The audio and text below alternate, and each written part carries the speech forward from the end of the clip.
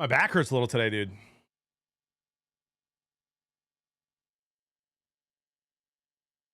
From lifting, not from carrying you.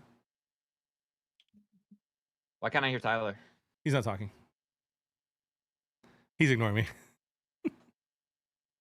What's up, boys? Getting out of bed must be tough, dude. You kidding me? With that big belly, belly you got. I will look at look at me. Ooh, Look at me. What has happened? What did I walk in on? You guys are you guys mad at each other? Look at me. All right, now stop sucking it in. Look at that. All right. Come on, dude. You want a 24-hour fast? No, actually, I just had smash burgers, homemade for me and Jody. A lot of protein. You know what I mean, brother? I got a smash burger for you. Yeah. What's up, Chris? Yeah. Chris, I just want to commend you, bro. You're not lagging yet. You have the mic, right mic plugged in. Thank you, man. Thank you. Did you? Yeah, your camera's the clearest it's ever been too. Did you finally restart your internet? Yes, I did. I did that right after our last show. Wow, dude. Just me and the beautiful Blevins bros. Looking good, gents. Thank you, sir. I'm playing this real quick. This is my intro. I'm about to post it in your, where is it? Posting it in general chat.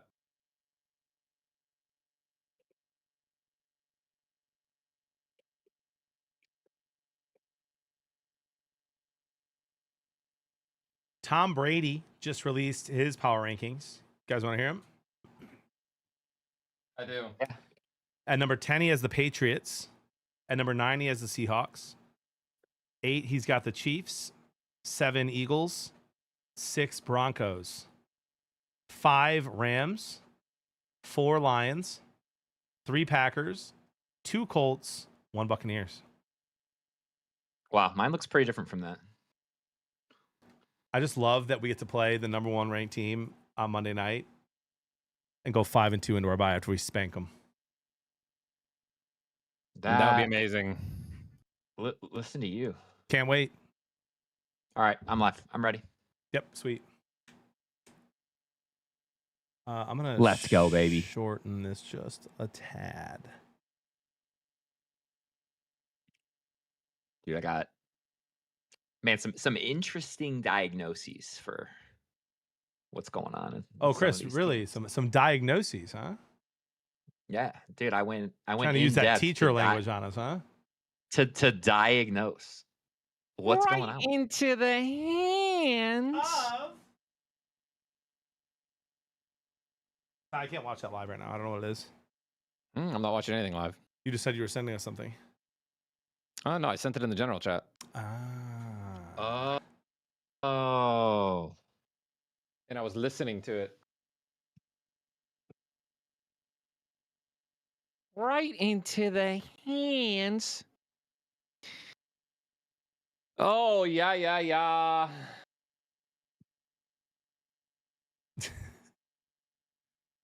Rolf goes, my 8-year-old son's flag football team I coach lost the championship game tonight on a cheap call for a winning TD. Almost got kicked out of the game. As long as he doesn't punch him in the face, he should be all right. Oh, he got kicked out of the game. He almost got kicked out, like the coach, yeah. That's fair. That is fair. Oh, guys, at least we can look. We can have keep our heads held high, knowing we didn't lose to the Carolina Panthers. Is that a roast to the Cowboys there? It is. Or the Falcons? Dude, listen. Let me just like start with some drama real quick to set the mood. Okay. I'm ready for the drama. To just set the mood for the sports show. It's not even the drama, just like this year. I think out of every year, like there's always upsets, of course. There's always upsets. But seldom are there upsets the way that we're witnessing them right now. Like truly. I think it's diabolical. Like there's crazy upsets every single week. And they just don't make sense. And I know this isn't how football works. One team loses to another team, but then it beats another team, right? And the team that they lost to is terrible, but then they beat one of the best teams in the league. Like, I get it, right? I understand that's not how it works. Some teams are more prepared for others. Some, game plan wise, some maybe they, blah, blah, blah. Okay, but listen to this, dude. Okay. The Falcons, who got shut out by one of the worst teams in the league at the time, the Carolina Panthers, Yeah. have just held the Bills to 14 points and beat them handedly. Honestly, they looked really good, especially in the first half. Okay. The Browns have one win this season, and that win is against a top 5 team from what Tom Brady says, right, in his top 5. The Browns have beaten the Packers, like, somehow, magically. The Patriots, who have just beaten the Bills, have only beat the Saints by 6. It was on the road, but that's interesting. The Cardinals, who they're backup QB first game, Jacoby Brissett first game playing for the Arizona Cardinals, almost beats the Colts on the road. Like that makes no sense. Had a chance to. Had a chance. The Rams are one of the most electric offenses in the league. Puts up 17 points against the Ravens. When If not for a missed pass interference call on McBride, the Cardinals probably win that game. Yeah, the Rams only put up 17 points on the Ravens. Who just got demolished by the Houston Texans, who haven't put up more than 14 points all year before that game, roughly, right? I think they maybe put up 20. The Giants upset the Eagles by 17. The Broncos only beat the Jets by 2, and that was just this week. Like, this is insanity. This whole week was insane. This is and then the Packers only win by 9. First off, Tyler, thank you. That was I don't think John or I could have done a better recap of this week. And I'll say right now, this is why when girls say they like drama, right? I watch Desperate Housewives. Thank you. Then watch football. What could be better? No better drama. I'll double down on that with you, Ty, here. So it's not the most amount of upsets that we've ever seen through 6 weeks, even in recent history. However, no team undefeated through 6 weeks. Yes. Only 2 teams have 5 wins, Buccaneers and the Colts. Week 5 featured 6 double-digit comebacks, which tied the league record for a single week. And they were mostly underdogs. And then both of the undefeated teams last week lost their first game in an upset, which is insane. It's just the lack of parity, the parity is insane. Normally you have these teams, right, who defy parity, right? The Lions go 15-2 last year. The Chiefs go 15. There are these teams who you just pencil in the dub. The Ravens, the Bills, and it just feels like there's a lot less of those teams week to week this year. Yeah. It's interesting. Yeah, no, I mean, I asked myself this morning, going into when I was just talking kind of ball in my stream this morning, I was like, you look at every single team in the NFL right now, every single one of them, every record, how they're playing, how close the games are. I don't see a single Super Bowl, clear Super Bowl winner right now, and it's not even close. I just don't. The Bucs barely scraping by, right? And now they've suffered some injuries. Every win is won in the last seconds of the game, right? Besides that Niners game. So even the 5-1 team right there, the Colts almost losing to the Cardinals, right? And then you could argue they should have lost to the Broncos. You're absolutely right, Ty. Yeah, these games, right? So even some of the good teams, it's a little deceiving for sure. Ravens 1-5, Bills. Here's another thing. I don't know if I think I sent it to you guys. I tweeted it out. Let's take a look at the Bills. We might need to be a little bit more worried than we think. Because I replied to somebody. The Bills are 4-2, and the teams that they've beaten are the 1-5 Saints, the 1-5 Dolphins, the 0-6 Jets, and the 1-5 Ravens. Yeah, but if you do the Lions, it's not much better. The Lions. We beat the 1-5 Ravens. We beat that was with Lamar. The Browns. That was with I know. I'm just saying. I'm not saying it's not. I'm not saying it wasn't an important win. I'm just saying if you play the game you're playing with wins, we have wins against the Browns, the Bengals, the Ravens who are 1-5, and the Bears. The only winning record is the Bears. Commanders.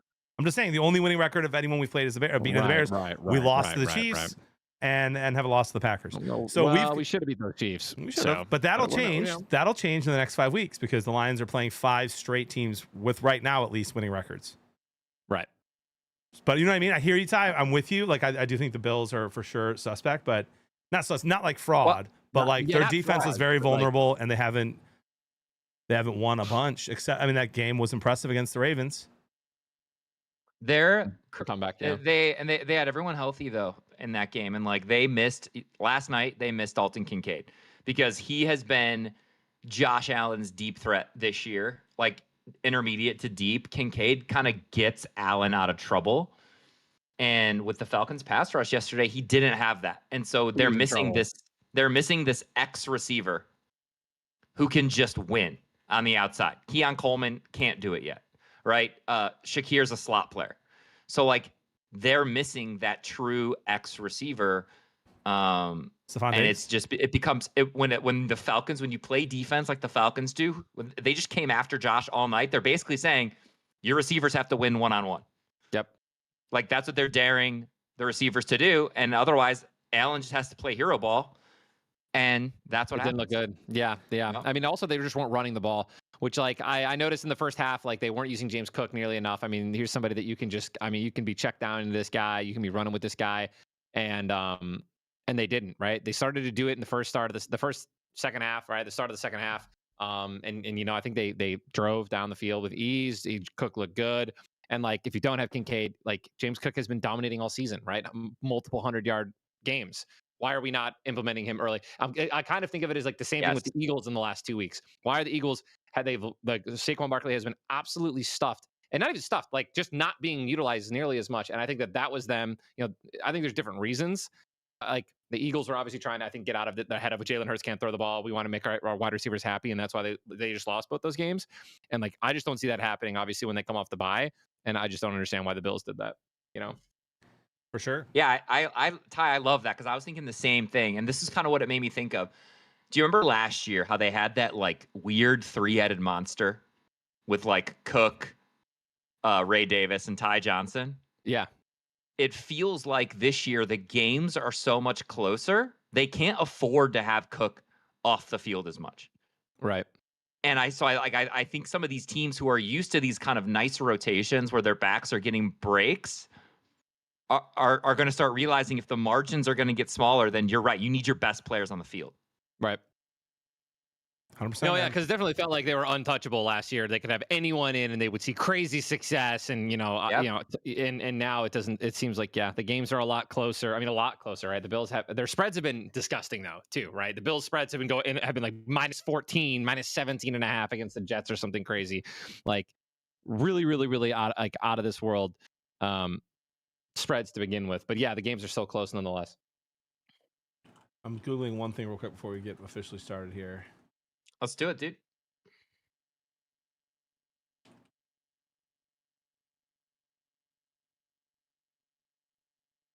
Google.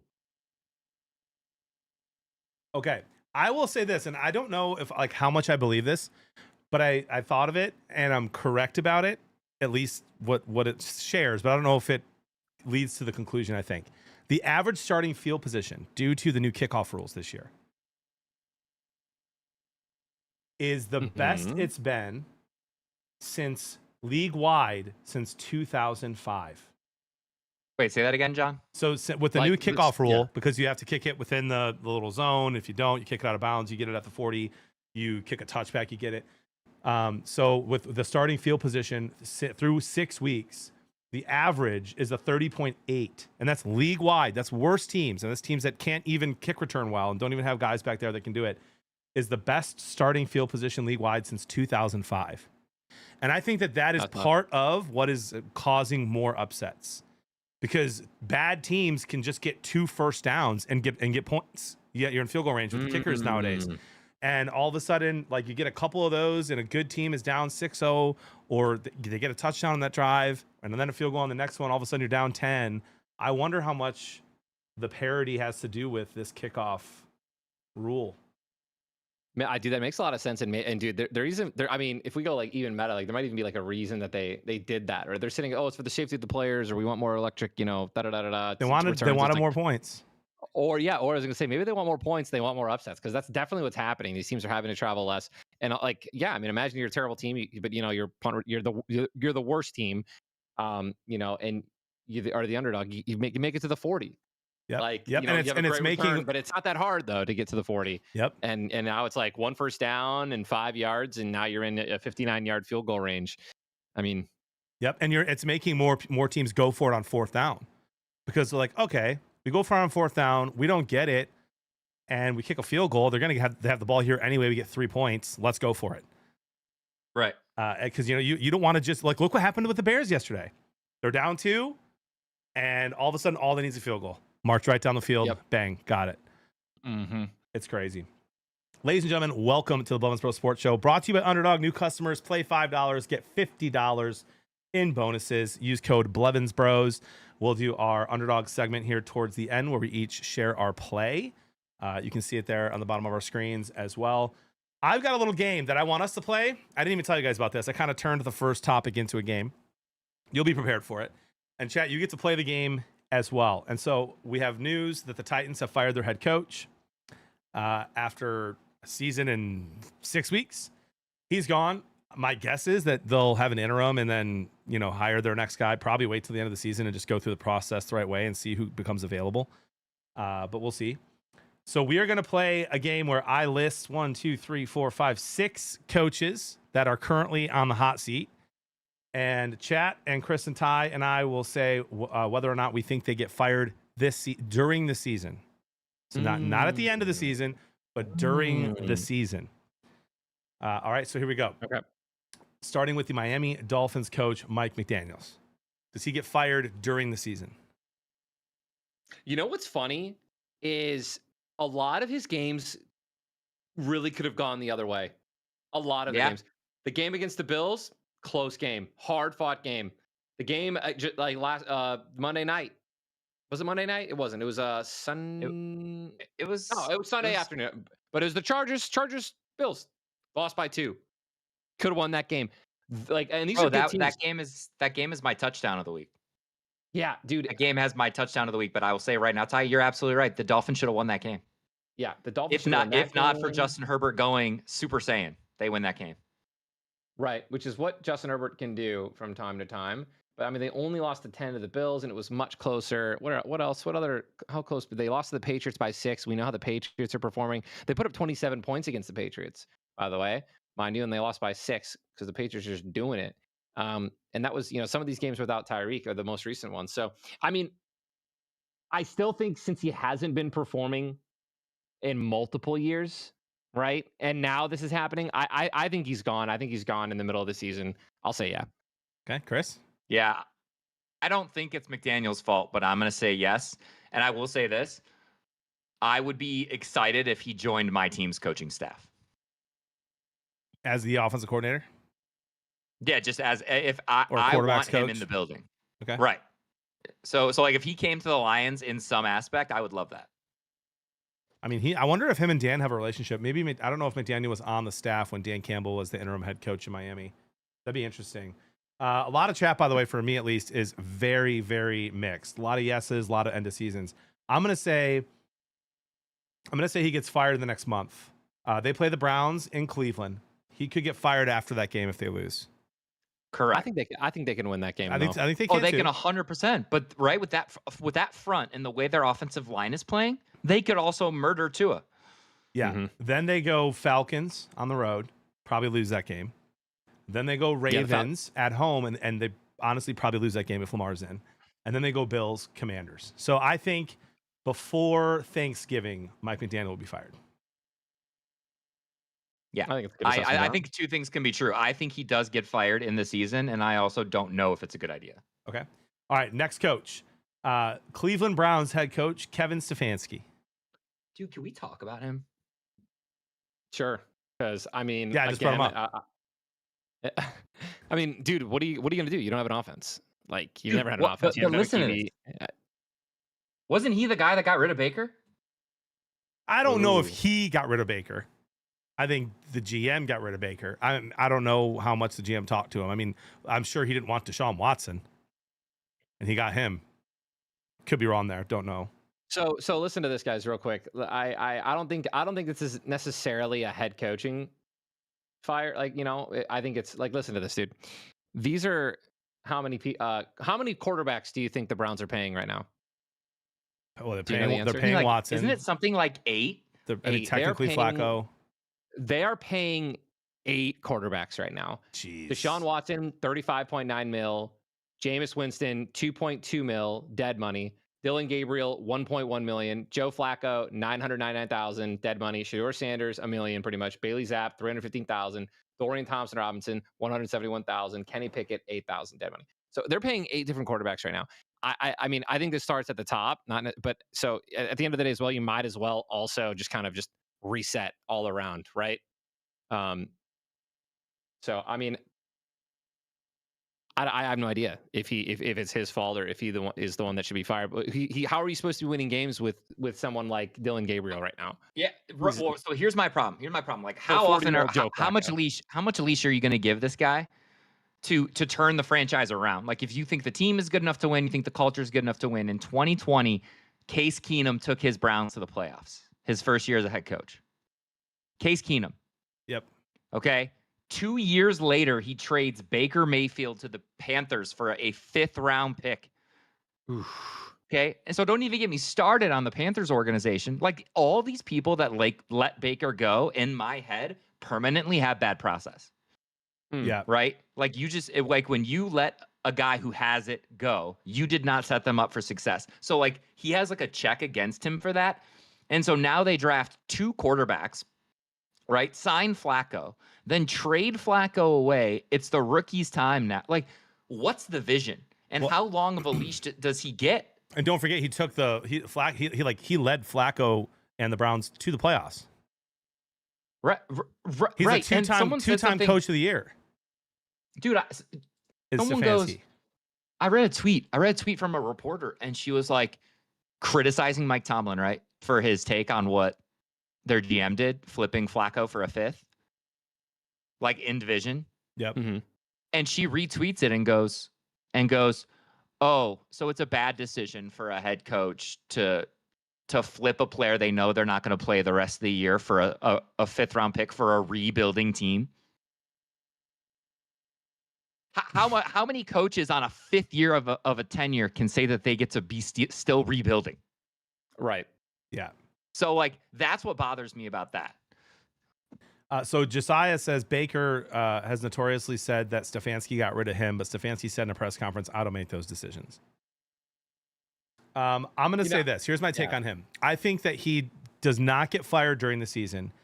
Correct. I would agree with that. If he can show progress with Gabriel throughout the rest of the year and good progress, I think he keeps his job and doesn't get fired at all at the end of the season.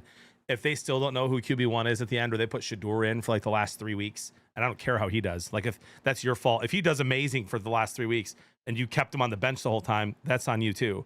Then I think he's gone. So I think his only way he saves his job at the end of the year is if he shows progress with Gabriel.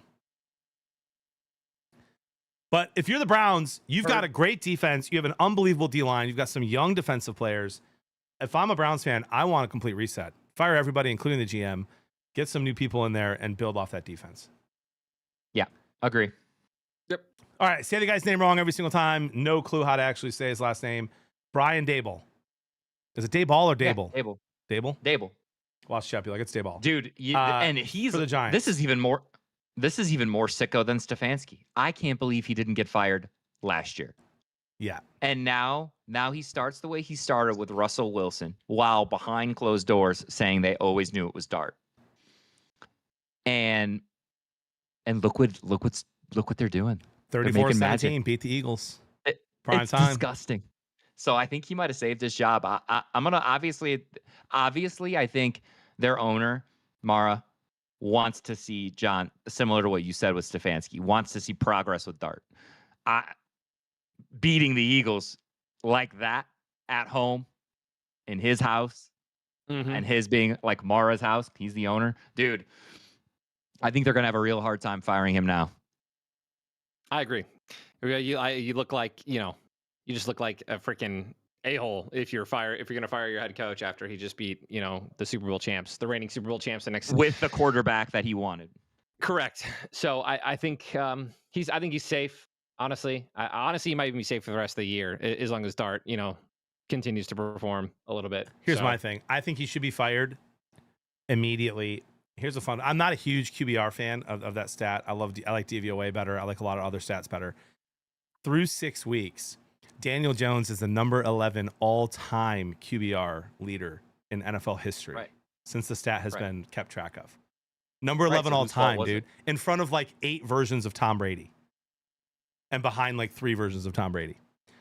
So that, I mean, I think he should be fired just for that. I'm going to say I think he gets fired during the season. I think that would be a good fire. And like I want to add to that, John, like to me it seems like the coaching world is full of the O'Connells and the Dables. Okay? And like Dable needs a dude to win. O'Connell can make a dude. All right, but hear me out. Hear me out on O'Connell, Chris. Who would you rather have? Hear me out on O'Connell. He's the QB whisperer. I get it. I think he's a really good coach. I've said he's a top 5 coach for the last 2 years. I've said that. John, I don't even think that. I just think that he genuinely believes in his players. I'm with you, but hear me out. I don't think Dable does. He had Danny Dimes on his roster this past year. He got to watch him in practice. He had Sam Darnold, who is, by the way, like 20th QBR overall through 6 weeks ever. And let them both go. For JJ McCarthy, we've seen how he looks so far. A lot of season left to see how he develops. I'm starting to think maybe he just had a really bad game plan against that Rams team last year in the playoffs. Because Darnold's been slinging it, dude. Like, Darnold looks better to me this year than he did last year. Well, he 100%. Darnold's also known for just not performing under pressure, right? Do you see some of the balls he's playing this year? Like, he has some of the best deep ball he might have the best deep ball accuracy in the league right now. Yeah, every time he chucks it up, I'm like, that's probably caught. Yep. Yeah, Jackson Smith. I mean, he's dialed in with Jackson, right? Like they know exactly where the ball's going to be and where he's going to throw it and where. So he's dropping. Like so, he's missed. I've counted because I've got Horton in Dynasty. He's missed 5. Some of them have been Horton's fault. Deep balls to Horton, and I feel like they're going to start connecting soon too. Like Horton's a rookie. That was scary.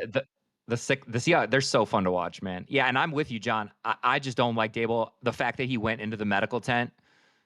Yep. After having to watch, like he just doesn't seem serious, man. 100%. All right, next up, who drove? Who took the bus? Jonathan Gannon, Arizona Cardinals. Does he get fired during the season?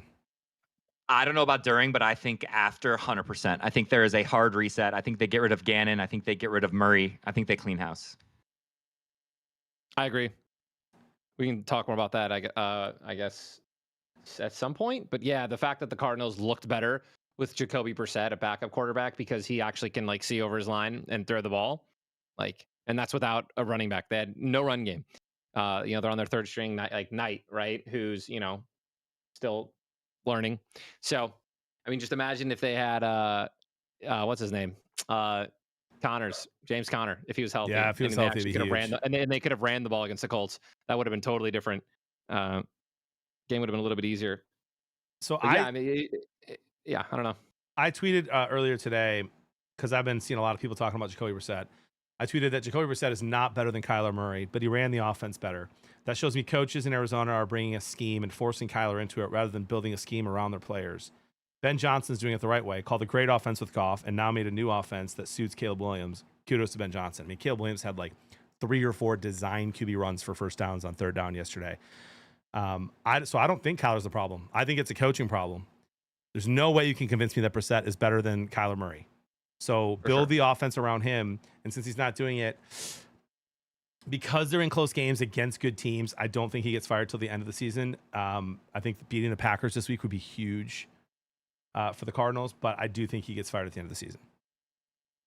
My problem too is I don't know. I think I really struggle sometimes marrying scheme to quarterbacks. Like how many?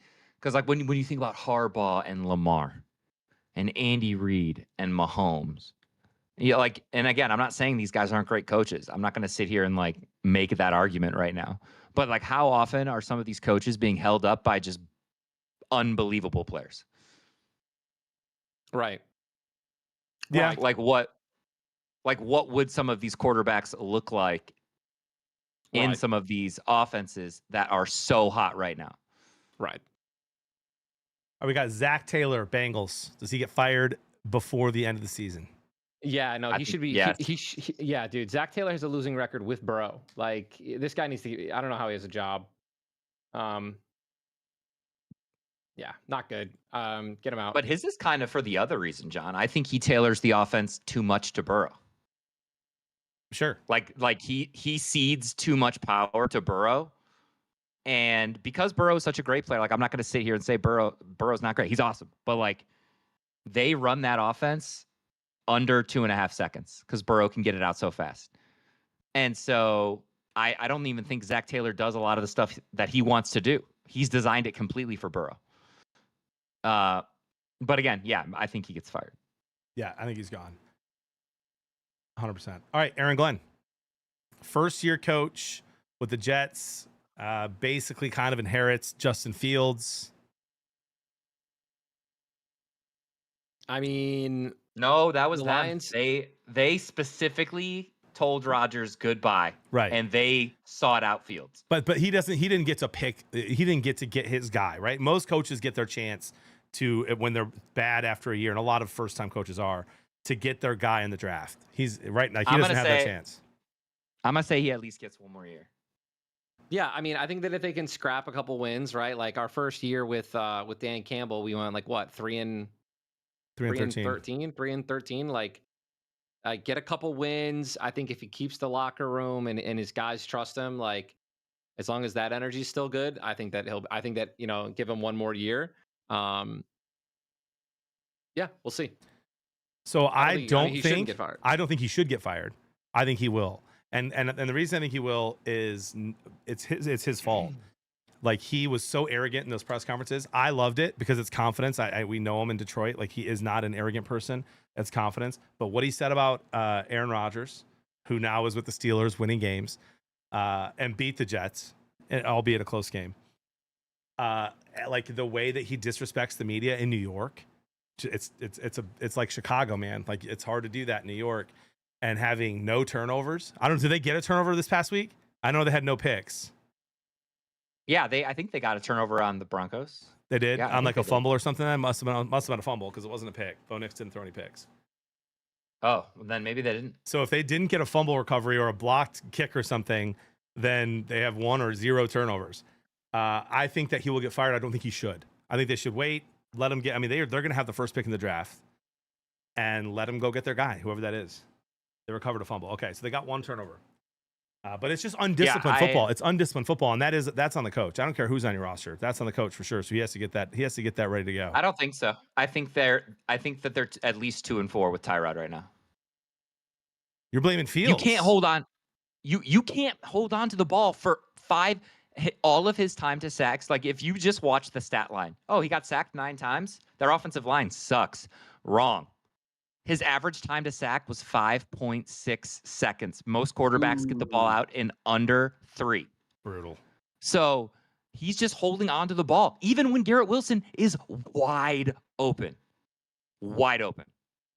So, like what are you going to do? Fields doesn't play with anticipation. He doesn't see the field well, right? So you're just going to keep saying, well, he's the best athlete on our team. Okay, put him in at running back then, because the guy can't play quarterback. Wow, let him know. Let him know, CB. Let him know. Why they don't make why a team has not tried to make Justin Fields the next Taysom Hill, I'll never understand. He'd be so good in that role. You can throw him in at Q. He can throw if he has to. You can run some trick plays. Like you can use him the way the Saints use Taysom Hill when he's healthy. Yep, 100%. They should have done that with Tim Tebow as well. All right, fellas, good segment there. Good segment. Ladies and gentlemen, That's a good segment, Blevins Bros Sports Show brought to you by Underdog. Play $5, get $50 in bonuses. Use code Blevins Bros. Biggest surprise of the weekend for you guys this weekend? Wow, there were so many. Go ahead. Ty's got 10. No, I got one that honestly just kind of like stood out to me the most. Mine was the Cardinals keeping it close. The Cardinals keeping it close with the Colts when Jacoby Brissett went 27 for 44 threw for 320 yards, 2 touchdowns. Yes, he had an int, but so did Daniel Jones. I don't know. I was surprised. I was totally surprised, right? I thought that was going to be an absolute Colts, blowout. And it was not that. It was a close game. It was honestly a pretty decent game to watch. So I think that was my biggest surprise. That shocked me the most out of every single game. Arguably. All right, Yeah, Chris? I think if you would have told me week 6, the Giants are going to beat the Eagles on Thursday Night Football with a rookie, I would have literally slapped you in the face. Like, I would have been like, dude, you're an idiot.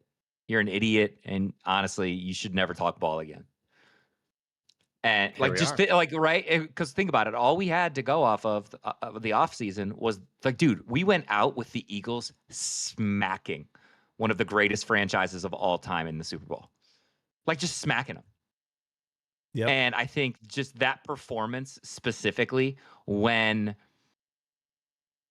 they still have so many all pros at so many different positions, right? Like, just think about their offense in general along the offensive line. AJ Brown, Devonta Smith, Saquon Barkley. Like, you don't think about this team as having a lack of talent. Right. So that was my biggest surprise of the week. My biggest surprise of the week is the Broncos putting up 13 points against that Jets defense.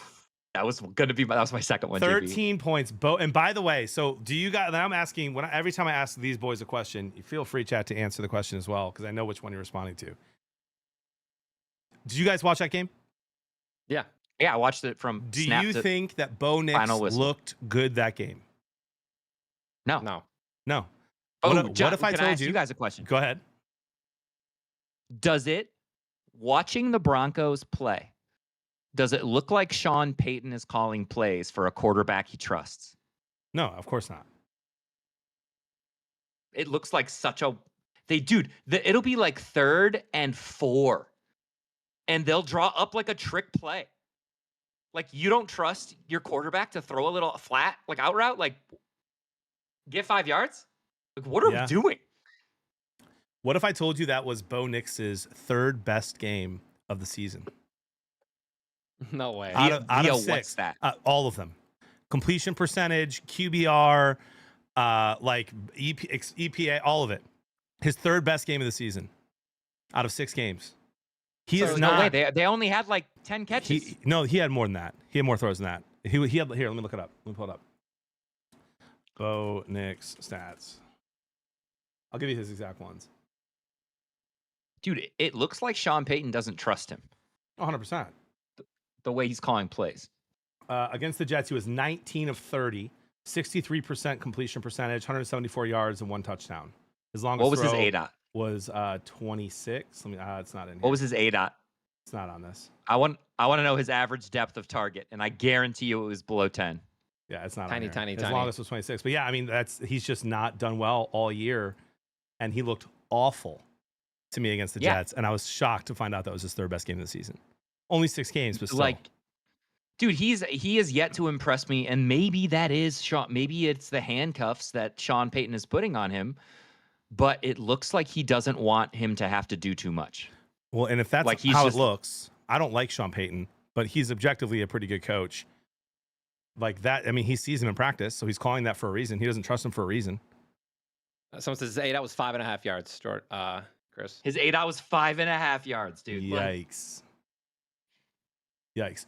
By the way, Elite Mike says, imagine not giving Drake May more love. The boys, these two have been gassing up Drake May for a year and a half. I'm on the train as of last week. Have you not been listening to me? I have at least one segment every show where I gas up Drake May. 100%. And I've been saying for a year, I haven't watched him.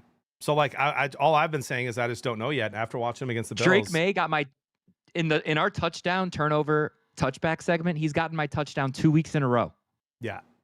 So come on, Mike. He's balling. He's getting it out to everyone on his team too. That's another thing too. Evenly distributing the ball to like 7-8 targets quickly, which is always great to see. It reminds me of Jared Goff. Honestly, like 2 years ago, 3 years ago, we were just dishing it out to everyone and anybody. I feel like now we're a lot more dialed in. But you need like more. You need confidence in your offense to do stuff like that. Yep. So. Yep. 100%. Fellas, let's do our top 5. We do this every week. It changes every week because we see wins and losses. Top 5 power rankings after 6 weeks. I'm firmly locked in on my top 5, and I'm if you not. guys want to argue with me, you can go ahead. I'm Like not. I think I've got to.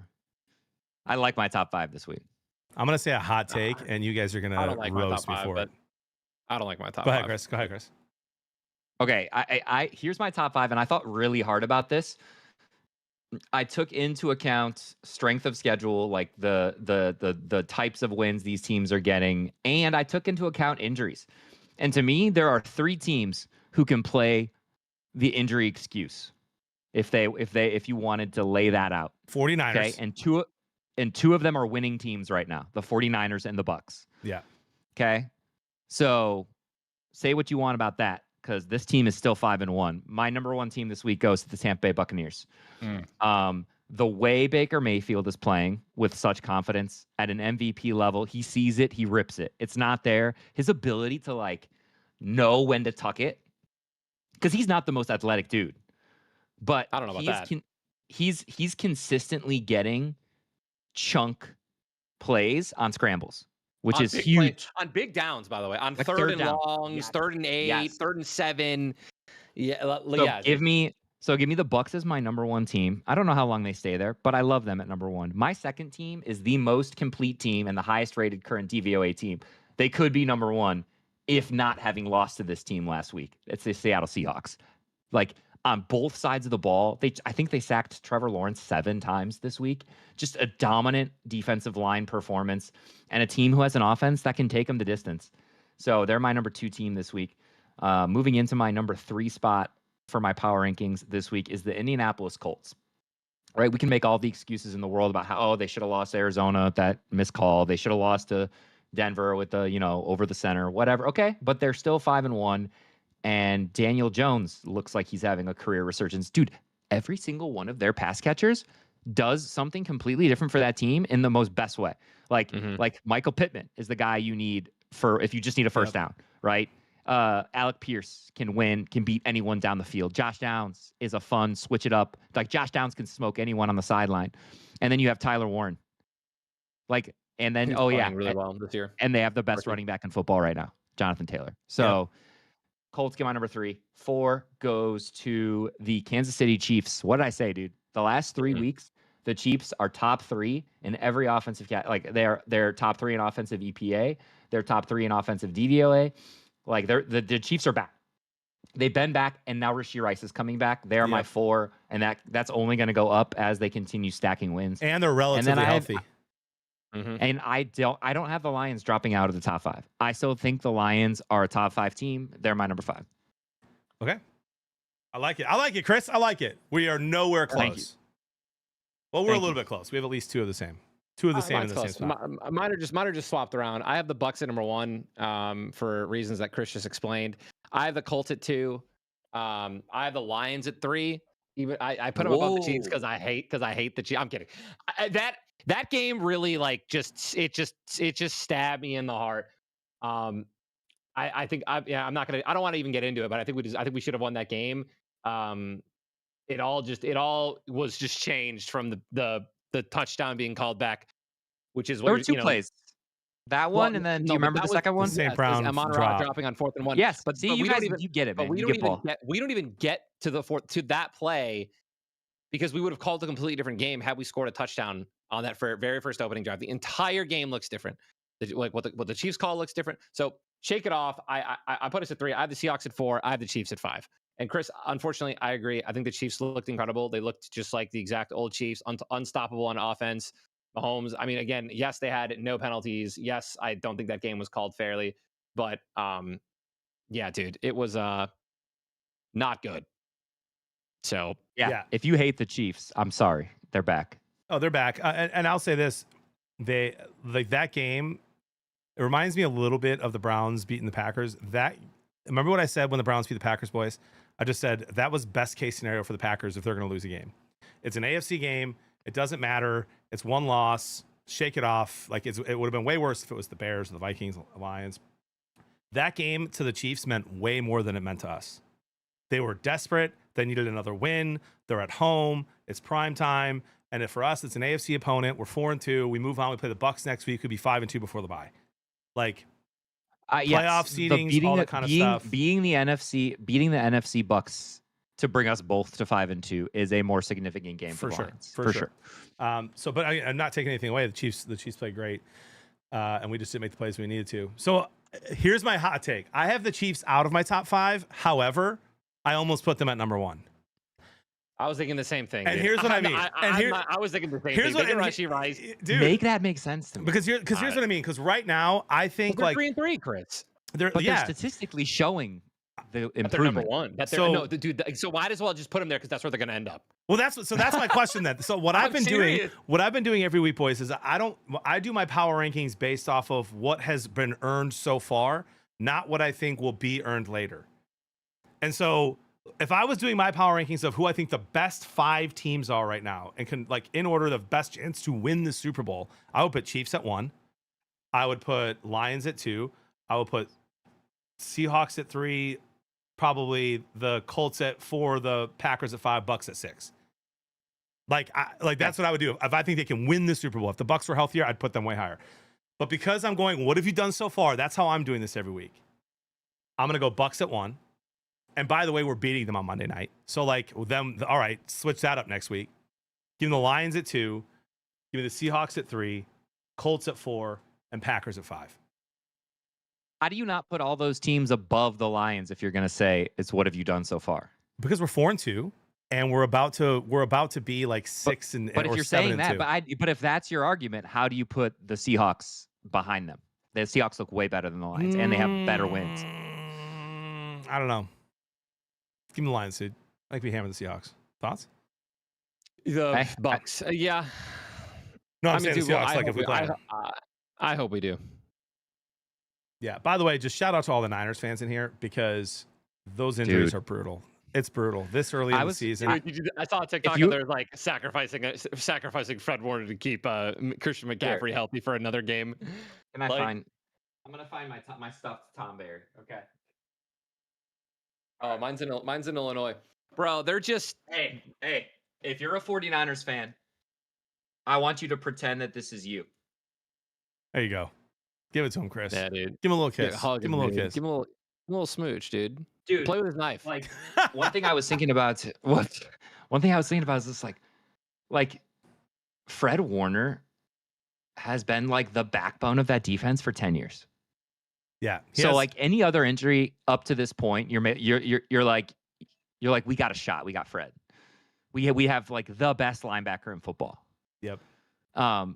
Dude, I feel so bad. That hug was so genuine, guys. Yeah. I'm sorry for dude. Fred fans. Warner, by the way, my buddy's a Niner fan in here, said that he has played 8 years and he has 1 missed game before that injury. Yeah, he's not only prone. Is he one of the best, he's also just a dog and just doesn't get hurt. I think he played with a broken foot last year. Yeah, it's nuts. All right, let's go with bottom 5. Bottom 5. I'll open this up, dude. We all know who it ain't the Panthers anymore, baby. We gotta go 28th to last, so 28th to 32nd. So I at 28th, I have the Raiders. I just think they're terrible, dude, and their wins are just against the worst teams. The 29th, I have the Dolphins. The 30th, I have Saints. 31st, I have the Tennessee Titans, and in dead last goes to the New York Jets. Yeah. Wow. I know the Raiders beat the Pats. That was just a phenomenon. An absolute phenomenon game. The Raiders are. Ty, can you say that? Can you say that one more time?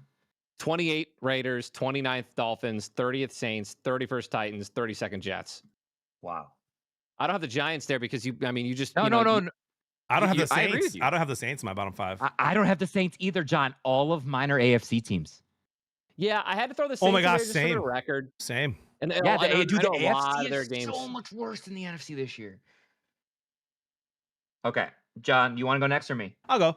I got Bengals at 28, Dolphins at 29, Browns at 30, Titans at 31, Jets at 32. The Browns should have been in there. Yeah. So I have the Raiders at 28. I have the Browns at 29. I have the Dolphins at 30. I have the Jets at 31. I have the Titans at 32. No way. There's no way that the Titans are worse than the Jets. That dude, they like I think because here's my argument, Ty. I think the Jets are just out of my top 5 if they get rid of Fields, or out of my bottom 5. Like I just straight up think the fix is that easy if you look at what their offense has been able to do. So, but like think about, like, I don't think that the Titans have that. They got their quarterback. They have Calvin Ridley. They have Pollard, Spear. Like they thought they fixed their offensive line. They've done all these things, so they're the worst team to me. That's fair. All right, Ty, you know what it's time for? Yeah. It's time for, are the Panthers back? Are the Panthers for real? 3 straight wins. Ty was off the bandwagon. Are we going to get gassed up Bryce Young from Ty for the rest of this season? Dude, It was Rico, always Panther time, Barry dude. Sanders, Dowdle. Dude, Rico Dowdle. Chuba Hubbard coming back as well? I'm a little ahead. I have Rico Dowdle as my touchdown. But yeah, dude, I think the Panthers are back, bro. I think they're back. Bryce Young's got his groove. He's found it. You come in, you're beating, I know you're home, but you're beating the Dallas Cowboys, dude. You're taking it to the Cowboys who can put up points. You're going band to band, band for band, making some good defensive stops, by the way, as well. Against this team that was able to put up 40 against the Packers. Dude, I think Rico's running back number 1. I think maybe they put Chuba down in like almost kind of like more like Montgomery situations where, like, you want that yard, you want to give it to him. But I think Rico earned his starting spot. 200 yards, scrimmage yards, back-to-back plus both games. Little revenge game for you there, dude. Give it to me. And also the Panthers defense, like, not playing horrible. We talked about, Chris, how well the Panthers offense was the second half of the year last year. And all their defense had to do was just not be bottom 10. Right. Middle of the pack, maybe even a little bit worse than middle of the pack. And they could win some games and they could be a good team this year. I don't think Williams had an explosive run. I think they bottled up Williams pretty well the whole game. Oh yeah. So hell yeah, bro. Explain to me. Are back. Explain to me, like I'm 5 years old, how the Panthers are 1.5 point favorites on the road against the Jets. Yep. Like, why would I not put the house on the Panthers money line at -126? That's what I'm saying. Come on, they dude. are in my don't overthink it. I'm not there. I'm not there. Be careful. I think because here's my thing.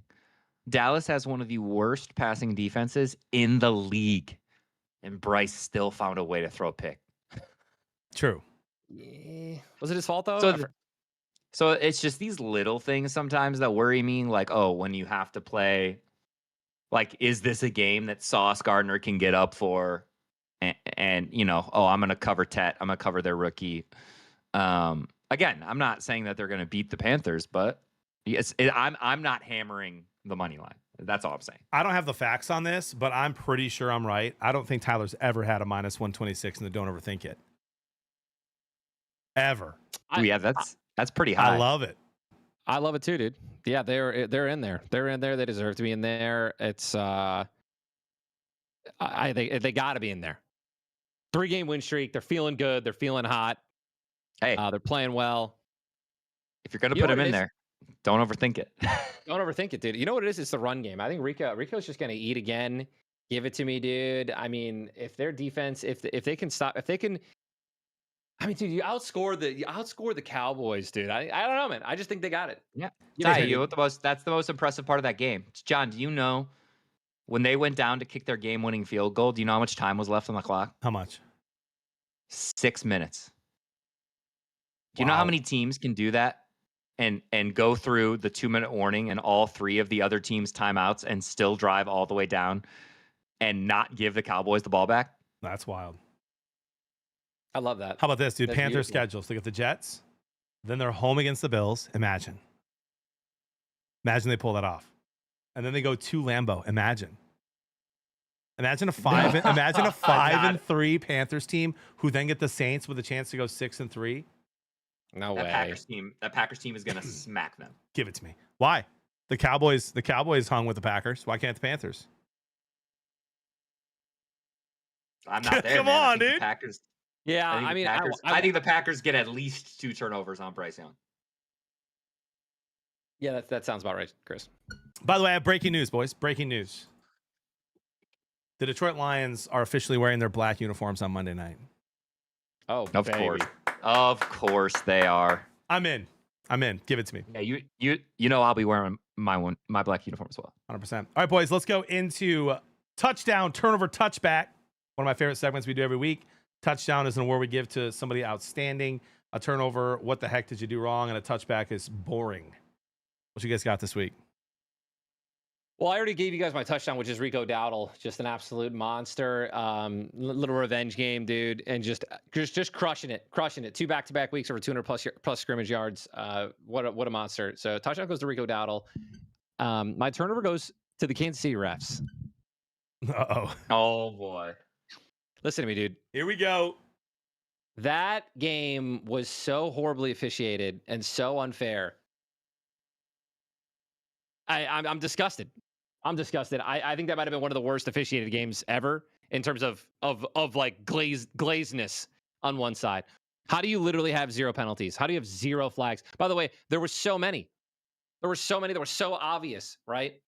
Like there was a crazy holding call right in front of one of the refs that on Travis Kelce. Travis Kelce not being held, uncatchable ball, looks at the ref, goes, yeah, flag. 2 seconds later, here's the ref.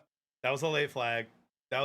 For sure. Wait, dude, it's disgusting. It is sickening, right? Block in the back against Brian Branch, not called. I mean, and these are just the ones we saw, like, right, that are being highlighted. And then what gets me sick to my stomach was they ruled the illegal motion a touchdown, and then in the rule book it literally says you cannot, like, it has to be it's a live penalty. Illegal motion is a live penalty. You have to catch it right away and throw the flag. They ruled it a touchdown. No flags on the field. They huddle together and they're like, "Oh, wait a minute. No touchdown." Like they got the call from New York. Dude, it's sickening. Also not allowed. Sickening. Turnover, it goes to the Kansas City refs. It was absolutely sickening, dude. Sick to my stomach. Not to mention, by the way, you're not allowed to take the ball and spin it in the direction of somebody, right? And then taunt them. But it's exactly what Patrick Mahomes did to Brian Branch in the end zone after he ran in for a touchdown. He looked right at Brian Branch, took the ball, spun it in the ground next to him, goes right in front of him, and then runs off the field. Like, how's that? Someone literally did that exact same thing that week and got penalized. So I will never complain about the refs. So when you do this, Ty, it's so cathartic for me. Thank you. I got you, bro. I'll do it for you, man. Yeah, I don't either, so I appreciate it. It was sick to my stomach. I was getting absolutely, flamed and roasted in my chat all day today. Whatever. I don't care. It's literally just facts, right? It's one of those things where, I mean, and when you really, really, really think about it, it makes it like I get even more sick, right? Like Patrick Mahomes, they're not going to not have him in the Super Bowl. They're not, or in the playoffs, in the postseason. They're not going to have the Chiefs going 2-4, prime time. They're not going to have the Chiefs going 2-4. Not after how much God knows this Travis Kelce, Taylor Swift, Caitlin Clark. No, I'm serious. Caitlin Clark, dude, it's insane to me. Like, it makes so much. It makes sense. And people are like, "Oh, you think it's rigged?" I'm not saying every game is rigged. I think it's impossible. But like, it is so easy to can we prove it? Sure. No. Share the UTEP study. We could. Share the UTEP. We wanted to. Share the UTEP study. We could prove it. But hear me out. I think that you are ignorant if you think that every single game, especially with the Chiefs, is called fairly. I think if you think that the NFL doesn't love Patrick Mahomes, I think if you think that there's a 0% chance that there's a little bit of bias towards the Kansas City Chiefs, I think that you're delusional. And I think that I don't think you're a free thinker, right? I don't know. You're a delusional Chiefs fan, or you're just one of those people who just likes to troll everyone else and say, "Oh, no, man, they're not." You're a rage baiter. It's so obvious. So that's my turnover. My touchback goes to the Rams, Ravens, and Packers, Bengals. Let's move on. The Rams, Ravens. How do you win? Stop. Can we clip that transition? I think that you're delusional. My touchback goes to the Rams, Ravens. My touchback goes to the Rams, Ravens, dude.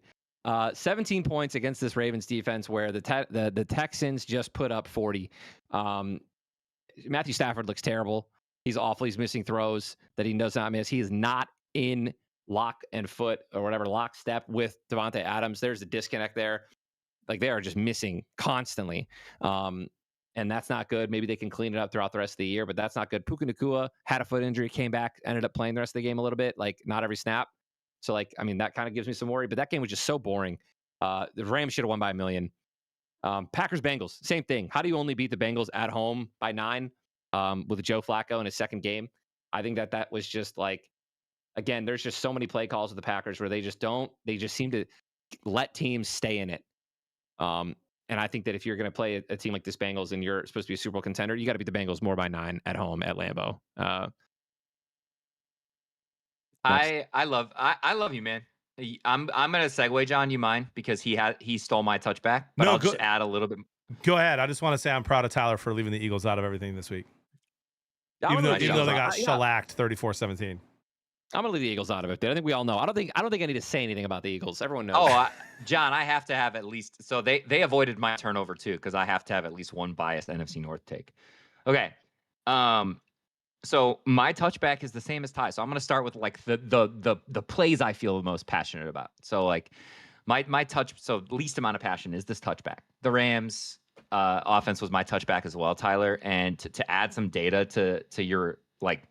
You noticed obviously something is wrong, dude. It's their red zone offense. So like between the 20s, like the Rams are a really good football team, and then they get into the red zone, and same as last year, they become this bottom 10 team. So they missed a field goal, so they had 2 red zone trips in the first quarter, and the score at the end of that was 3-0. Missed Devontae on a throw. Stafford never misses in the back of the end zone. Yeah, just high. Devontae like cooked the corner he was working against. So like again, I think these are going to be fixable things, but it was just boring. I agree, Ty. It was just a boring game to watch. My turnover, I got to have something that affects the NFC North. My turnover goes to Jaden Daniels and the Washington Commanders. The Bears play one of the sloppiest games, just making poor decision, missing easy 4th down calls, giving you the ball back, and you just hand the game away. Like you cannot fumble there. Okay. Yep. It was raining. I know. Pouring. Like that is like those are plays you normally see that like Daniels make, I guess, and it is compounded by the fact that made me lose my fantasy matchup and have the lowest points in our league this week.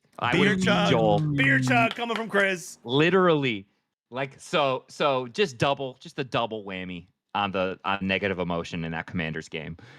And then I have an honorable mention, and then I have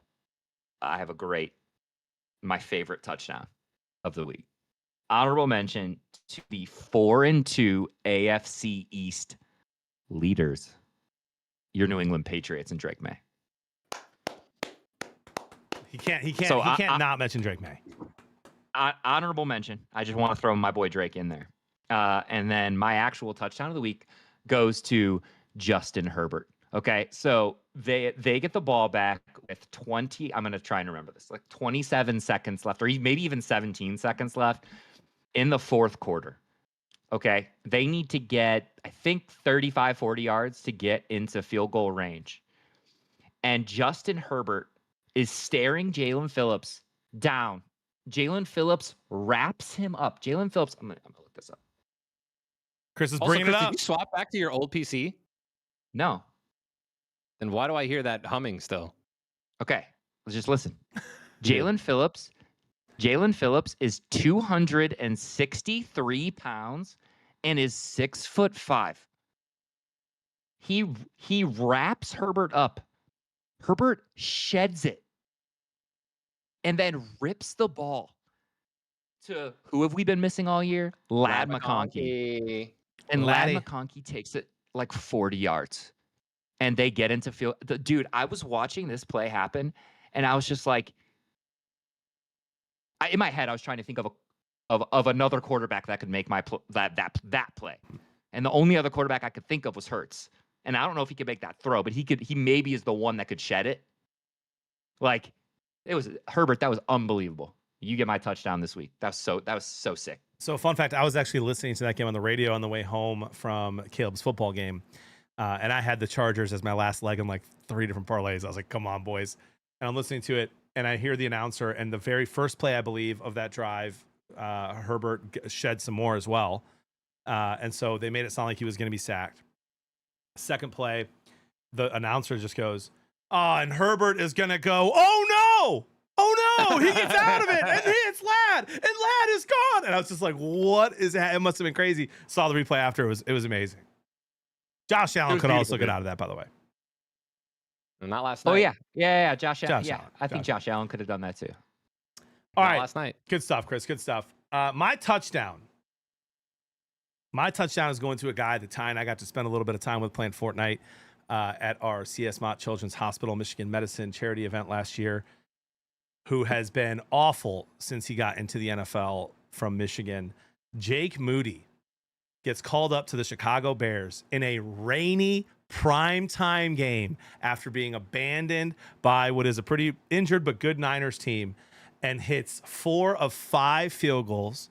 The only one he missed was blocked, not his fault at all, and an extra point to win the Bears that game. Jake Moody gets a game ball from Ben Johnson.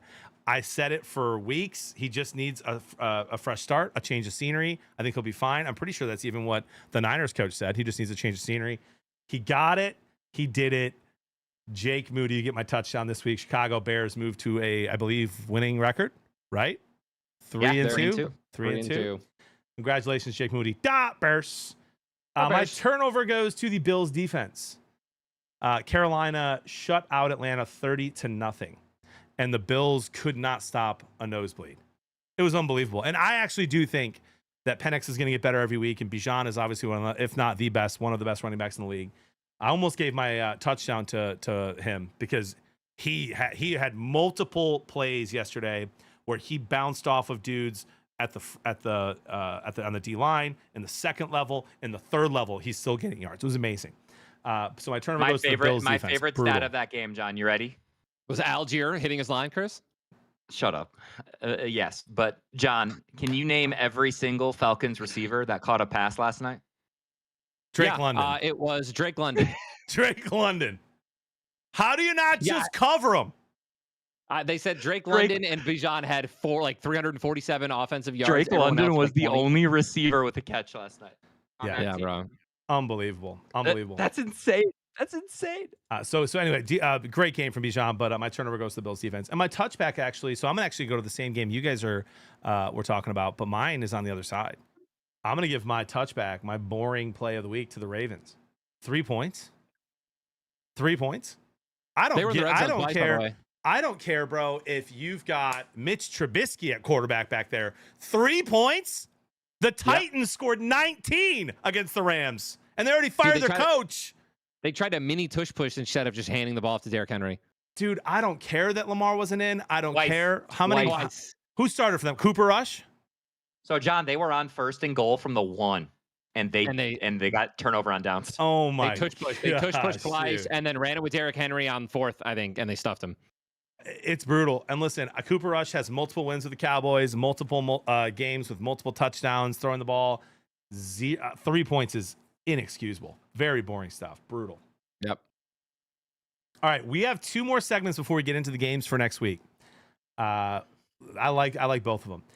Let's go with this, guys. And this is not who I have to be very, very clear here. This is something that Kurt Benkert does on Twitter, and I roast him for it all the time. This is not who we think the top 5 quarterbacks in the league are. Because I think all of us would pretty much have the same top 5. Maybe we switch a couple guys around. This is that's no fun. That's no fun. Yeah, this is rank your top 5 QBs so far this season. Okay, rank your top 5 QBs through 6 weeks. Ready? Well, I'll go last. All right, I want to go first.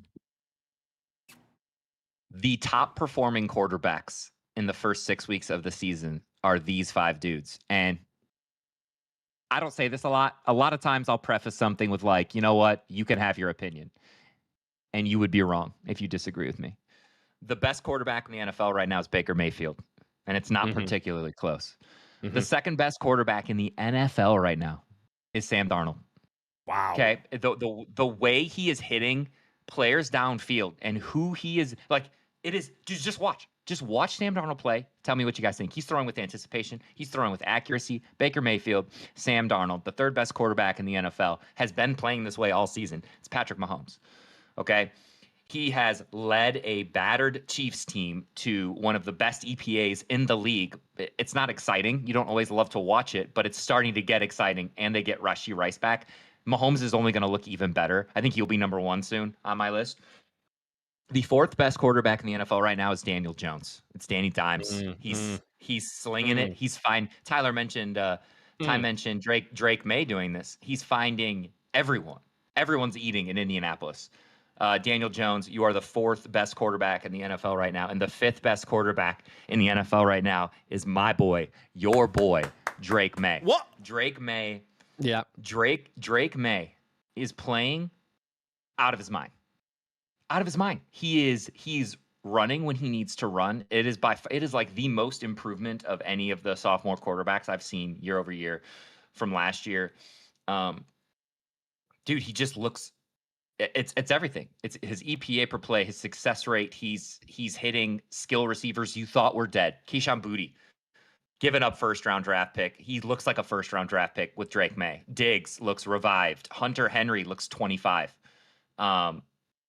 So 5 goes to Drake May. Those are the 5 best quarterbacks in the NFL right now. Wow. Mic drop. I've got 2, but just so you know, I have 2 on my list that are not on yours. Yeah, Chris, I mean, I'll go first then. I got Baker Mayfield at 1. Chris went by his stats, by the way, and that's fair. So I'm there. I got him still mixed because of just how they perform. I got Drake May at 2 right now. I'm doing eye test too. I got Drake May at number 2. Drake May at 2. I got Drake May at 2. I do. I got Mahomes at 3. I got Daniel Jones at 4. I got Sam Darnold at 5.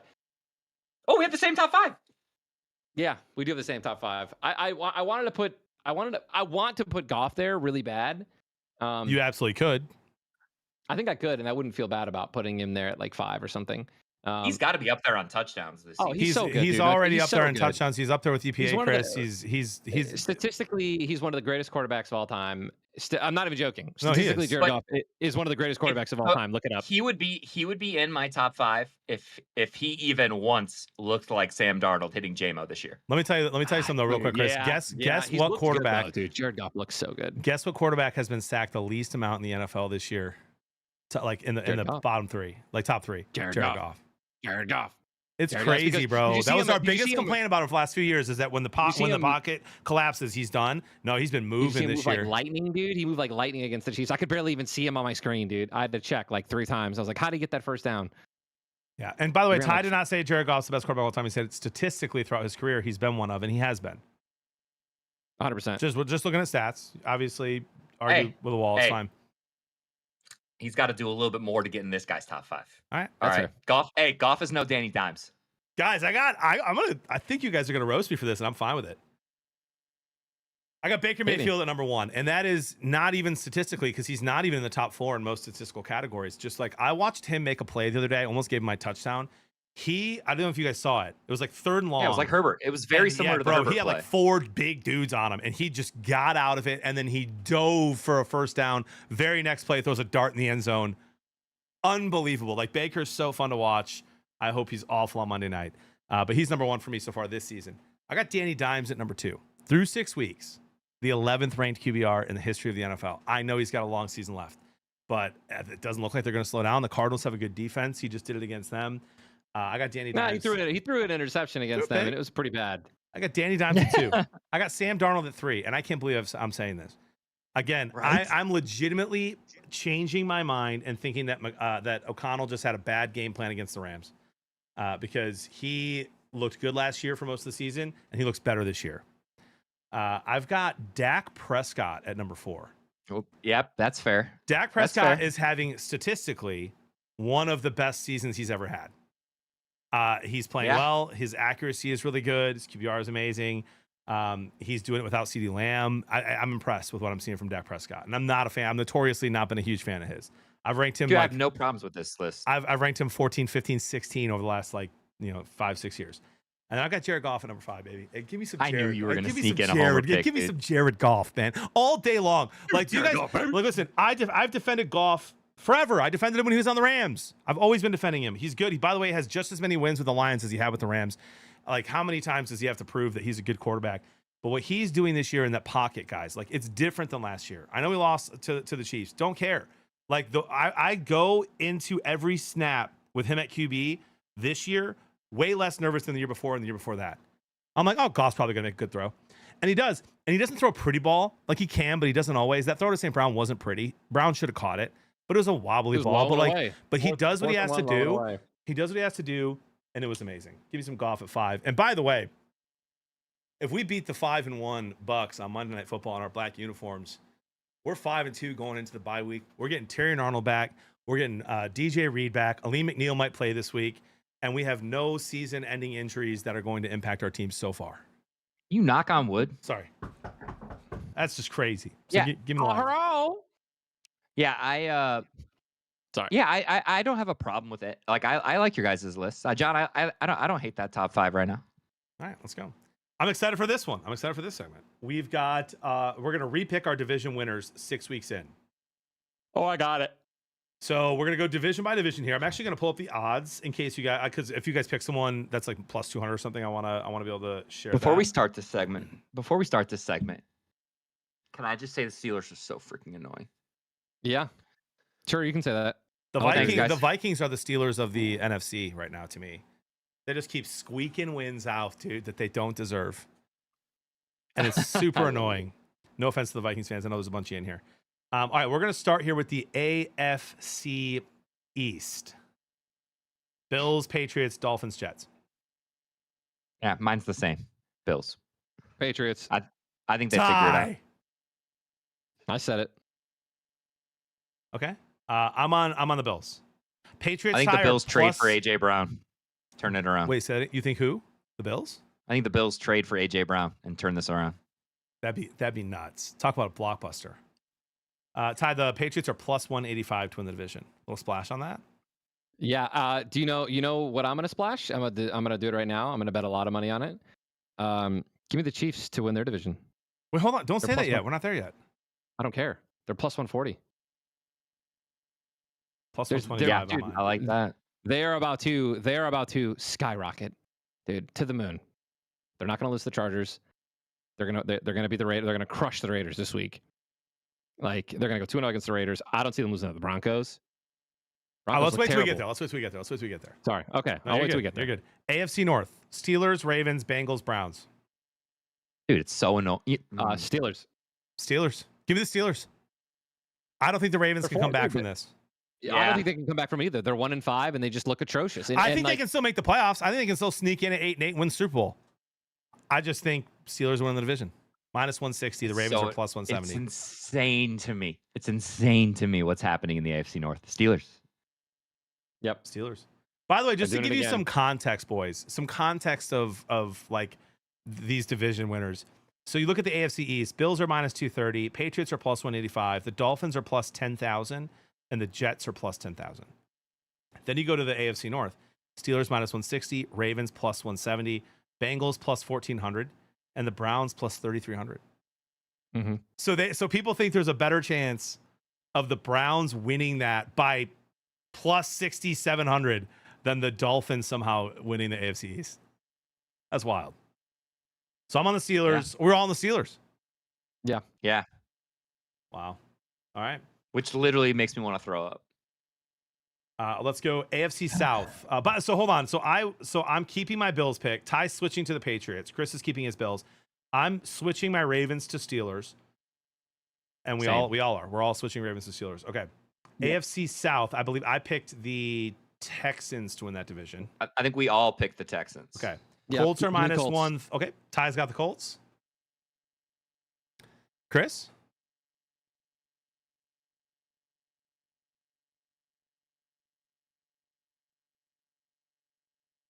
God, do I double down? I'm going to say Colts. All right, listen. I think the Colts are super fun. I believe in their defense. I think their D-line's unreal if they can stay healthy. I think if Taylor can stay healthy, the Colts can go on a fun playoff run. And the way this year's gone, they can win it all. Give me the Jags to win the division. Give me Dude, the- what give me the do you Jags. need to see? Give me the Jags, dude. Yeah. John, do you guys remember Trevor what Lawrence team is so you two bad. picked? Do you guys remember what team you two picked last week to win? What? Seahawks. You were with me on that? I picked thought the I was the Jags. only one. I picked the Jags. I picked the Seahawks to beat the Jags. What? Never mind, John. Yeah, keep Give doing me you, the JP. Jags. So by the way, the Colts are minus 130.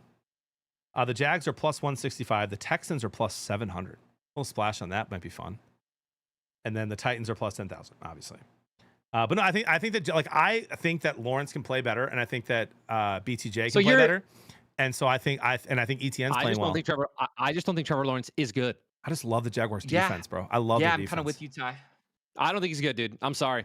He keeps doing that rollout right. It's the only thing he rolls out to. That's predictable now. He's just not good, dude. I'm switching from the Texans to the Colts, but I love that division's way more fun than I thought it would be. Yeah, I'm looking forward to those three teams in particular: Texans, Jags, and Colts. All right, AFC West. Chiefs by a million. I'm switching from the Broncos to the Chiefs. Yep, I'm switching from the Broncos to the Chiefs as well. I had the Chiefs making the playoffs. I'll be very clear. But now I've got them winning the division. Oh, same. But I think we all had the Chiefs as a wild card in our first predictions, right? Yeah. Yep. I think they have. I don't think they're a wild card. Yeah. Now I think that they are going to at least get a home game. All right, NFC East. Who you guys got? Eagles, Commanders, Cowboys, Giants. Eagles. Yeah, it's still Eagles. The Eagles are going to do exactly what they did last year. I think they lost one or two of their games before going into the bye last year, and then they just came out and they just won infinitely. I think they're just going to run, dude. Yeah. One or two things are going to happen. It's going to be no in between. I'll say that. One or two things.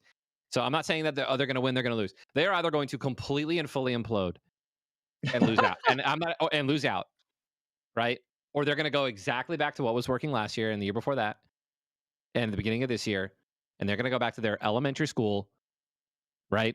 Their preschool, 4-year-old, drop them off at daycare offense, where Jalen Hurts is checking down the ball. Saquon Barkley's going to get 8 receptions a game again, right? And over 100 rushing yards. And they're going to go for 3rd and 1 to get 2 tush pushes. That's what they're going to do. They're going to go back to that. That's what they did last year. They'll probably do it this year. Coming out of the bye, they're going to just go back. I want to be very clear here, Ty. Chris is predicting that the Eagles will trade AJ Brown and still win the division. Yeah, I love that. Okay. I think that works. With Devontae Smith at wide I think receiver the Eagles. The Eagles are one of the few teams that could do that. I agree. I completely agree, because it's not like AJ Brown's even winning them games, because Jalen Hurts is overthrowing him every time he's open.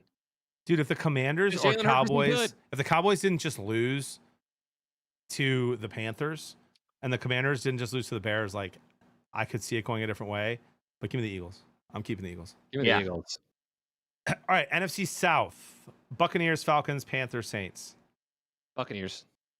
I'm gonna take the Bucks, but I do want to say, when we thought the Falcons could be sneaky contenders to the Bucks list, like this year, yesterday was what we were talking about. Exactly what we were talking about. Like that game, I just don't understand with the way they've played the last 2 weeks. I'm just trying to understand that game against the Panthers. Dude, it was one of those, that was, they weren't running with Bijan first, and Michael Penix couldn't throw the ball to wide open people. I mean, he just wasn't throwing well, right? Everything that went wrong offensively in terms of executing, everything that could have went wrong, right? They had more rushing yards, they had more passing yards, they had more third down completions. I just think, wouldn't you agree? Won that game. Wouldn't you agree though? If they were 4-1, this would be a lot harder of a discussion. Yeah. If they were 4-1 coming off just beating the Bills, we'd all be like, Right. By the way, boys, the Bucks are by far and away the biggest favorites to win their division. minus 320. Falcons are plus 360. Panthers plus 1700. Saints plus 6,500. They also already have the one up on the Falcons. They beat them on the road. So now they have one more game against them. It's at home. I mean, I think that. And by the way, did you guys listen to the audio last night of the Falcons? No, I did not. It was unbelievable. I legitimately was like, dude, where am I? Am I watching a professional football game? Like football? Like European football? Dude, it was so loud. They were chanting, bro. Dude, it was like legitimate stadium pulse. And that's how when Atlanta could show up and their team's doing well, it was unbelievable. That's so fun. the fact that the Bucks, or the fact that the Buccaneers already went in there and won early in the year is huge for them. Yeah, Yeah, I got the I'm gonna Bucks. keep I'm the Bucks. keeping I it. picked them preseason, but I think the Falcons make it way. I think the Falcons should be less than plus 360. All right, these odds make no sense to me. I'll let you make your pick first, and then I'll tell you what the odds are. NFC West: Rams, Niners, Seahawks, Cardinals. Give me I'm Seahawks. switching. I'm switching from the Rams to the Seahawks. Okay, Seahawks. and you are too, Ty? Yep. All right, I'm sticking with the I'm Rams. I'm over the Rams. I'm sold out. I'm sold out. I think Stafford's like back problems that were an issue at the beginning of the year are starting to creep in and really show up, right? Because he's just again he doesn't have the connection with Devontae Adams. Puka Nacua is not 100%. Besides right? the Ravens, he's been outstanding this year. No, it wasn't just the Ravens. What do you mean? Stafford's been amazing this year outside of that Ravens game. What are you talking about? I'm telling you what he's been. He's been unbelievable. He's been one of the best one of the best throwers of the football still this season, except for that game. This is a very inaccurate year for him. And look it up. I mean, fine. Puka Nacua, wide receiver 1 in the league. Puka Nacua, not 100% right now. I'm just saying, Stafford's been good except for that game. But we're talking about who's going to win this division, John, which means you have to win multiple games. And there could be games where Stafford is not playing 100% because he's hurt, and Puka's not going to be there. They still haven't played each other yet either. Yeah, dude. That'll be fun. Dude, that'll be fun. So you're not going to believe this. So, Chris, you're switching from the Rams to the Seahawks, and so is Ty. Yes. All right, here are the odds. The Rams are plus 155. The Niners are plus 160. The Seahawks are plus 250. And the Cardinals are plus 4,500. That's a sprinkle, baby. So I'm going to stick with the Rams at plus 155. But the reason the Niners, who are so brutally injured, are still plus 160 is they have a soft schedule. So if they might be able to overcome some of those injuries here with the schedule that they have. But give me the Rams still at plus 155. All right, boys. Yep. Green Bay Packers 3-1-1 are leaders of the division. Even though the Lions are 4-2. Hey, how that works. Packers are minus 105. Lions are plus 160. Vikings are plus 950. And Bears are plus 1100. Who wins the NFC North? We all picked the Lions preseason. I still like the Lions. Yeah, I'm gonna stick with my gut. We already if you would have told me that we are 4-2 after the first 6 games, I would say we are kind of like right where we need to be. So I'm gonna keep it. But the Packers schedule makes me very nervous. Tell me the games that you think they lose in the next 5 games. So Packers play the Cardinals. Packers win. In Arizona. Lose that game. I think they could lose, but because anything can happen, but I think they win. Then they go on Sunday Night Football, they play at Pittsburgh. That's a win for the Packers. Aaron Rodgers revenge game. I mean, it should be a fun game. I can't wait to watch it. It's going to be great. I can't wait. It's going to be great. Panthers. Anyone's game. At Lambeau. Packers. Yeah, I mean, I'm giving all 3 of those to the Packers. I think the Steelers can win that game. Packers at home on a primetime game against the Eagles. Eagles. Wait, say that again? Packers at home Packers on a primetime game the against the Eagles. Why do they have home field advantage against every good team? I mean, I like the Packers more. Packers. Yeah, that's 4. Then you've got at the Giants. Giants win. I hope. Packers. I mean, I hope, but probably Packers. I think the Packers go 0-5. Gosh, I hope. Oh my God. Then you have home against the Vikings. Packers. Vikings win that. Then you go on Thanksgiving to Detroit. Got to win that game. Lions. 100%. Okay. Then you're home against the Bears. Bears win. Packers. I mean, Bears could, but Packers probably win. Then you go at Denver. That's like their first one where you're like, okay, Denver's probably favored besides the Lions game. Denver's gonna win that. Denver wins. They clutch up. They're in full form. Bo Nix? You take a Bo Nix over Jordan Love? Yeah. Bo Nix comes in there, balls out. I'm taking the Packers. And then you got at Chicago. Chicago. Yeah, Packers. Home field advantage. Chris is starting to get nervous, bro. And then you go Ravens at home. Packers at home. Packers at home against the Ravens. Lamar's back. He comes in, dude. Stomps NFC teams. I'll take the Ravens. Okay. And then at Minnesota, last game of the year. Minnesota, baby. It's hard to find 3 or 4 losses in that schedule. Yeah, you're right. Guys, they lost to the Browns. I know. Relax. I'm just saying. I know. So I got a buddy who writes for Detroit. It's not Jeremy. He writes for Detroit Sports, and he's just so thinks that the Packers are not anywhere near as good as everyone thinks. And I'm just looking at that schedule, and I'm like, uh-oh. I love your optimism, though, Ty. Yep. But I'm sticking with the Lions. All right. So we changed about 4 of our division winner picks. 3 or 4, each of us, from the beginning of the year. Love that. Ladies and gentlemen, again, Blevins Pro Sports Show brought to you by Underdog. New customers play $5, get $50 in bonuses. Use code Blevins Bros. We are going to do our game-by-game predictions here and our Underdog segment, our spread picks and ties. Don't overthink it to close out.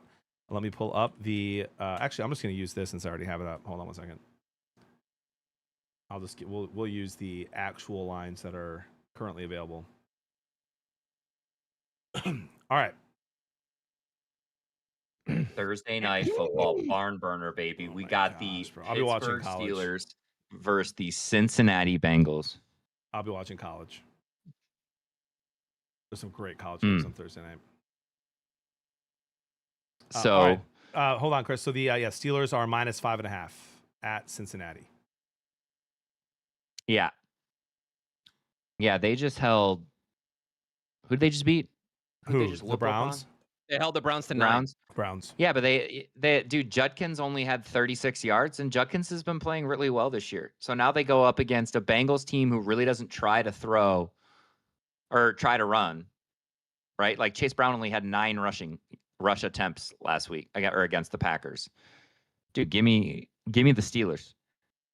Yeah, give me the Steelers to win this game. Give me the Bengals points. Really? Wait, what's the point? What's the spread? Steelers 5.5. -5.5. Flacco's got third game. Wheeling and dealing. Jamar Chase, one of the greatest wide receivers. Come on. He's been eating. Okay. All it takes is one or two big catches. We'll get there, Sieg. I'm not touching the points on this game, but I'm not touching either. I like the Steelers to win this game. If I were to bet, I probably would take Steelers -5.5, but it's a lot of points for a division game. Yeah, it definitely coming off a short week. Feels like a DK game. I think Warren and Gainwell can have decent games on the ground. Gainwell had 6 catches against the Browns. Again, that could have just been to try to avoid that front 4, right? So I don't know. Yeah, I like the Steelers. All right, we got Rams -3 against the Jaguars. I believe that's in London. Jaguars money line. 8:30, and Puka is day to day. He's day to day, right? Jaguars money line. Even if Puka plays, Jaguars money line. Wow.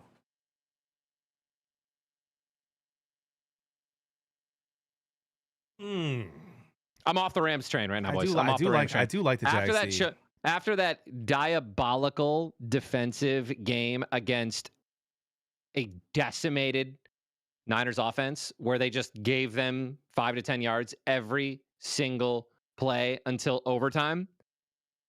This is the kind of game that makes John's head explode. Because the Seahawks just spanked this team. They lost by 8. The Seahawks just spanked the Jags. It was 20-12. I mean, I wouldn't say that's a spank. Dude, the Jags couldn't get past half field most of that game. Yeah, but that's the Jaguars almost every game, unless their defense comes up with turnovers, which they always seem to do.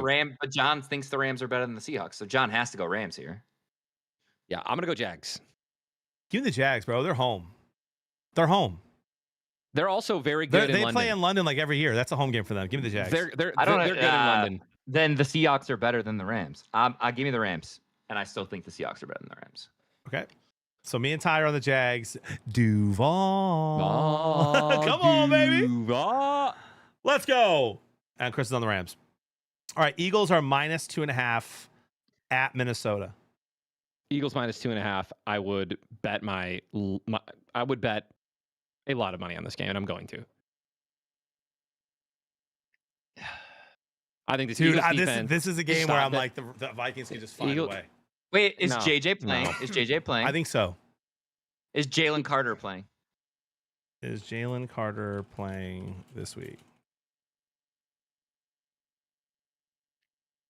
Jalen Carter, well, that was as of Thursday the 9th, so it was about last week. So no report yet. Okay, then I reserve the right. If JJ is playing and Jalen Carter is playing, give me the Eagles. Give me the Eagles no matter what. And give me Saquon for 2 touchdowns. and over 100 yards. JJ McCarthy is uncertain, but has returned to practice. Okay, I'll take the Eagles. Give me the Eagles. Give me the Eagles. I'm just gonna go money line. I'm not going -2.5. Sure. All right, Raiders, Chiefs. Chiefs are -11.5 at home. Chiefs -11.5 at home. Give me the Raiders plus 11.5. Yeah, I'll take the Chiefs. I don't like that many points. You guys are crazy. Division game, dude. Division game. Don't care. Dude, Rasheed Rice might get 200 yards. Yeah, I think the Chiefs win. I think the Chiefs win by 100. It could be time. Hear me out. This is where we have to think about points, though, right? The Chiefs could be up 30-13, and have some of their guys on the bench on the last drive. The Raiders go down, score a touchdown, they don't cover. 30-13. I think Rasheed Rice gets 200. I think there's 4 interceptions from. I can't even think of his name. He's so irrelevant. Geno Smith. Okay, I'm with you. I hear you. Give me the Chiefs to win, and give me the Raiders plus 11.5. Probably not going to touch it though. All right, dude. We got Saints at Chicago. Chicago's only 5.5-point favorites at home.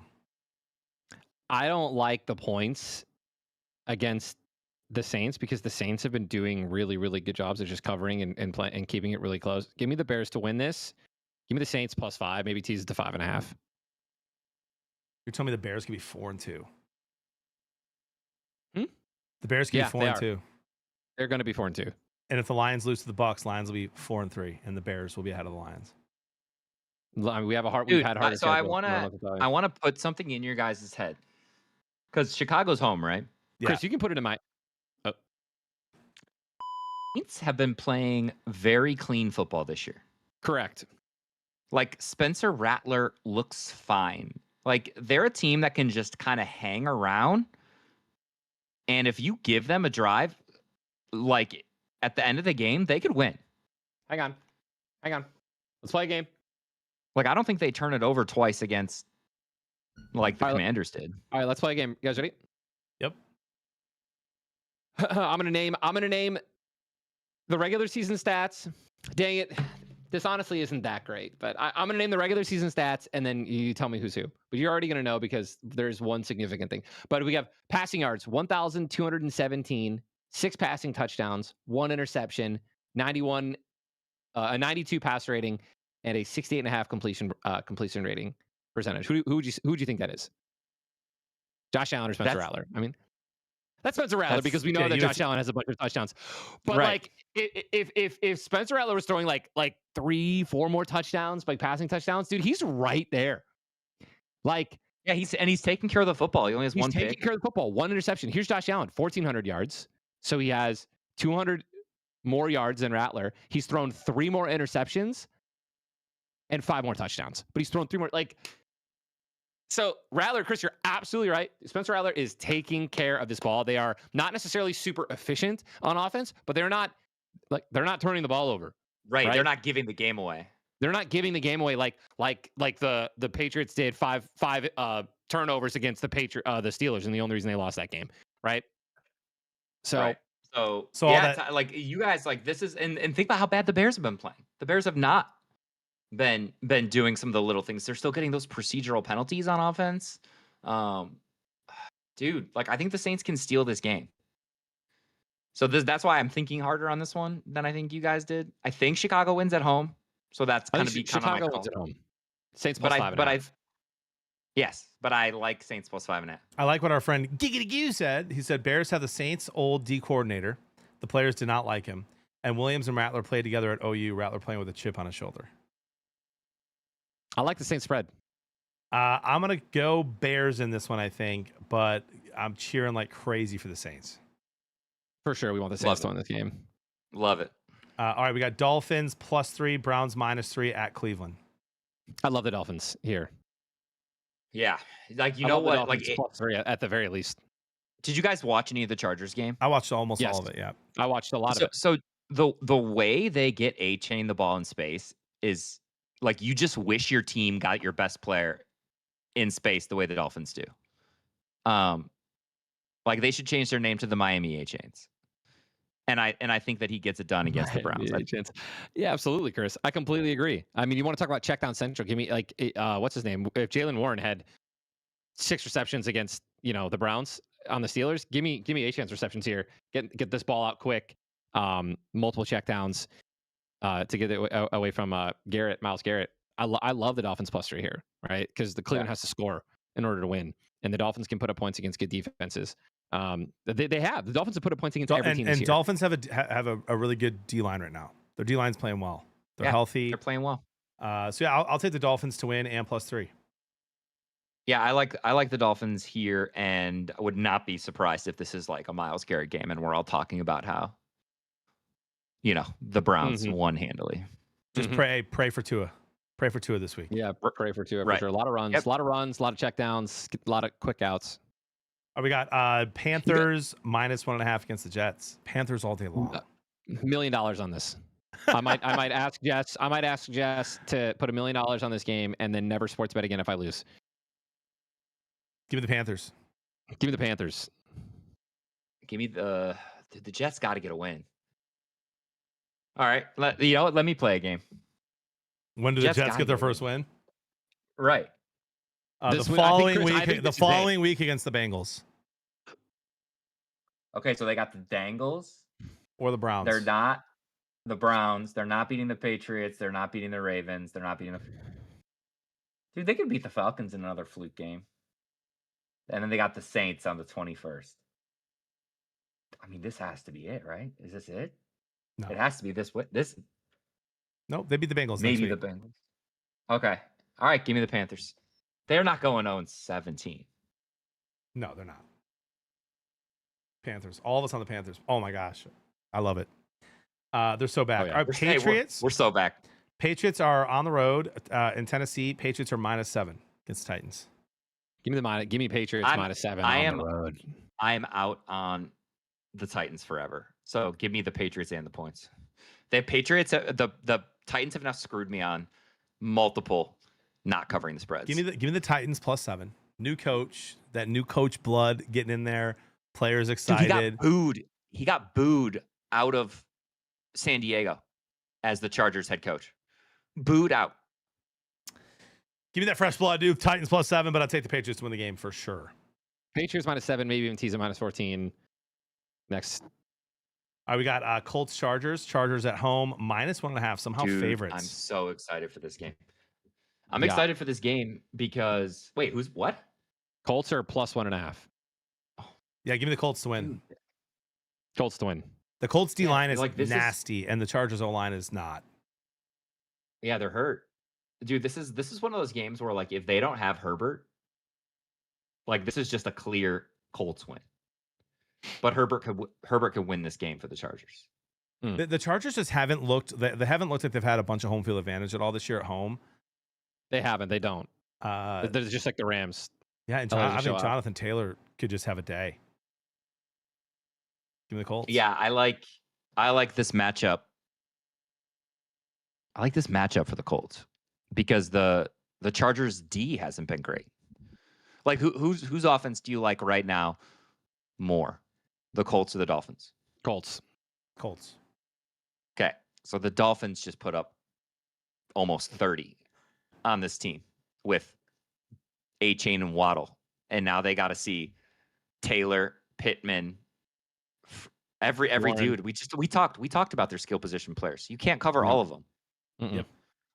And Waddle, by the way, So, literally gave the ball away on the first drive, just like right through his hands. And the Chargers ended up scoring a field goal on that. And that was the difference. That was the difference of the game. So give me the Colts. Give me the Colts in a very fun game.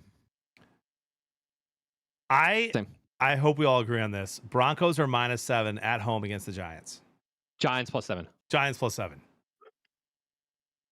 Dude, Dart hasn't had to play a defense like this yet. Don't care. I don't care.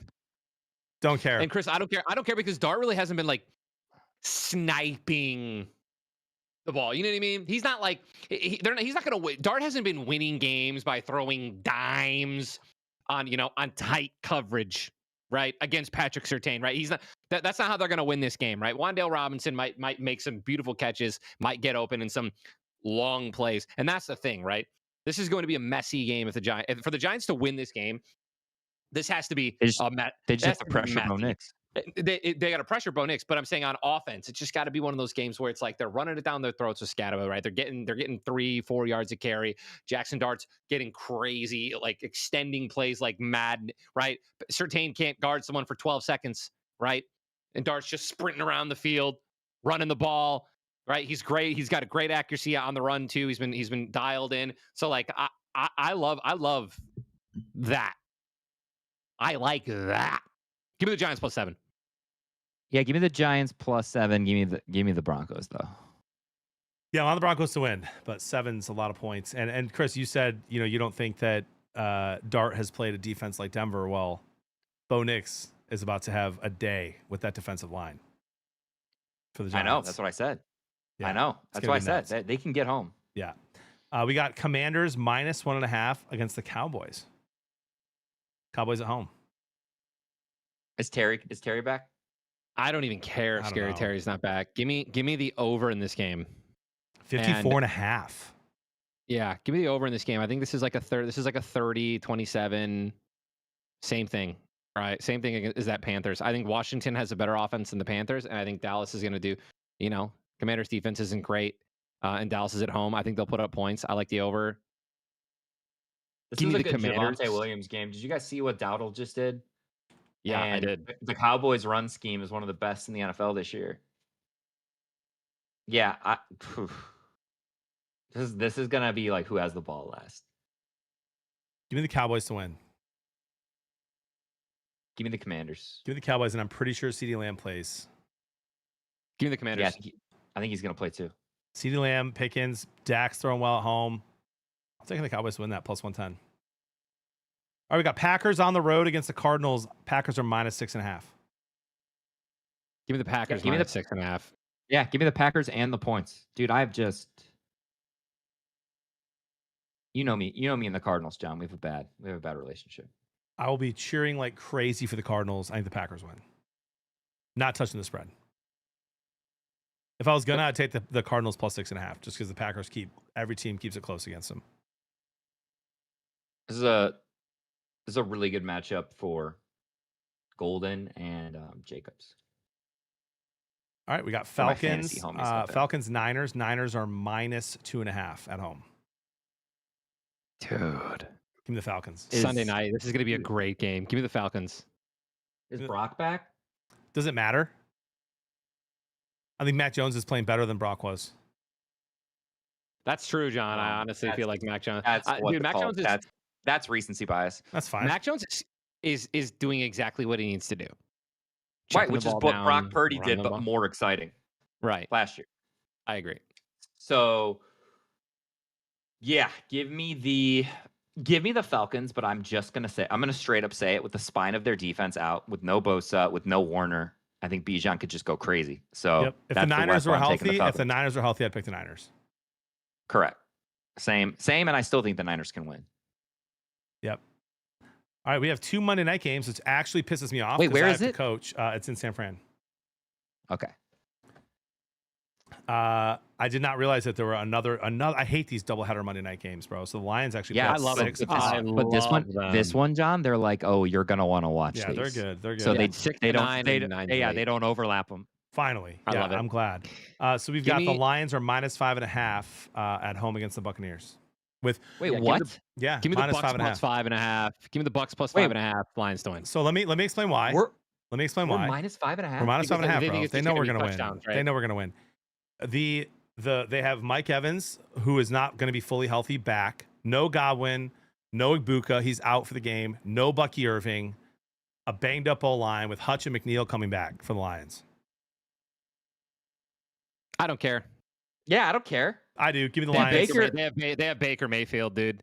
And Baker throwing against. We have our top 4 corners out. Right. Exactly. So you're saying our 5th string corner versus your 5th string receiver? We don't think that Baker can find some guys? Yeah, give me Baker's over in his rushing yards. What is it? It's probably a lot. Get whatever it is. Take the over. Let me go look and see if it's out. That's probably not out. So yet. I think the Lions win this game because of how banged up the Bucks are. But again, I'm not taking 5. Yeah, give me the Bucks plus 5.5, and the Bucks could win. Give me the Lions minus 5.5. Lions win. All right. I got Lions win, Bucks plus 5.5. And I also then, love the over. that is 52.5. I can't believe that over is lower than the Commanders Cowboys division game. Anyway, Texans Seahawks. Seahawks at home minus 3.5 against the Texans. Yeah, give me the Seahawks. I'm like this is a front four, right? When you think about the last thing we saw the Texans do was what they did to that Ravens team. Mhm. Okay, now they're facing a team that has all their starters on defense. Well, Mhm. not their corners, but all their starters in the front four. So that offensive line is going to get destroyed. Give me the Seahawks. And again, I like the under. and Ty, you're not gonna love. Like I'll just tell you right now, you're not gonna love how Stroud looks against this I defense. won't. And Chris, I'll know the story. Oh, Good. you better know the story, bro. No excuse not to know the story by now. Chad will know. I'll know the story of Stroud this game. Give me the Seahawks to win this game. Give me the Seahawks minus 3 as well. Give me the under. So Yeah. this is like a 17-10. 2010. There was a play. Who is their sophomore? Who's Who? their huge sophomore defensive tackle? The Seahawks. Seahawks DTs. John, your bet almost full faded, by the way. Byron. It's dude, actually still Byron alive, Murphy. bud. Liberty No, just it's actually not scored. true. Yes, it is true. Oh, they John. did? They Oh, just- yeah, I'm watching. Yeah, You relax. said? Did you say you watched that Jags game? There's a play during that Jags game where Byron Murphy just pushes the Jacksonville guard 6 yards, like literally 6 yards away, and then just beelines for Trevor Lawrence. Yeah. And like I think that there's not a single player on that Texans offensive line that can stop him.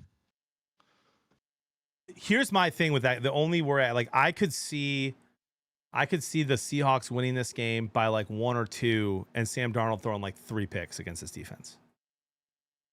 So No, you let- think let- he comes, kinda like- you think he comes? What? You think he comes back to earth? Yeah, just a little bit. Not because I think he's bad, just because I think that Texans defense is so good. I think of the Lions Texans game last year where Goff threw 5. I think he Give only me had under. like 7 or 8 all year, and he threw 5 the in that under. one game, and the Lions still won. So I like the Seahawks to win. I just don't love them minus 3.5.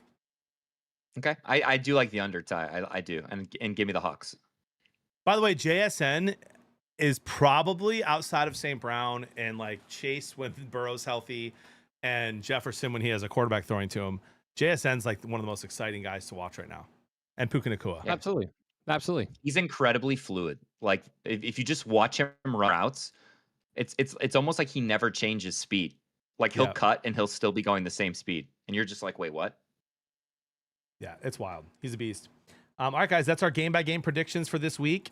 We are about to do our Underdog segment. Again, new customers, play $5, get $50 in bonuses. Use code Blevins Bros. Did any of us win last week? No. No, I got I think I so full both my touchdowns hit, and then so Tet got a touchdown. Ferguson got a touchdown. So those 2 hit, and then Tet couldn't get 2 more catches. I had him over 4.5. He only got 3. It's an actual shame, dude. For those who have not used Underdog before, again, new customers can play $5, get $50 in bonuses.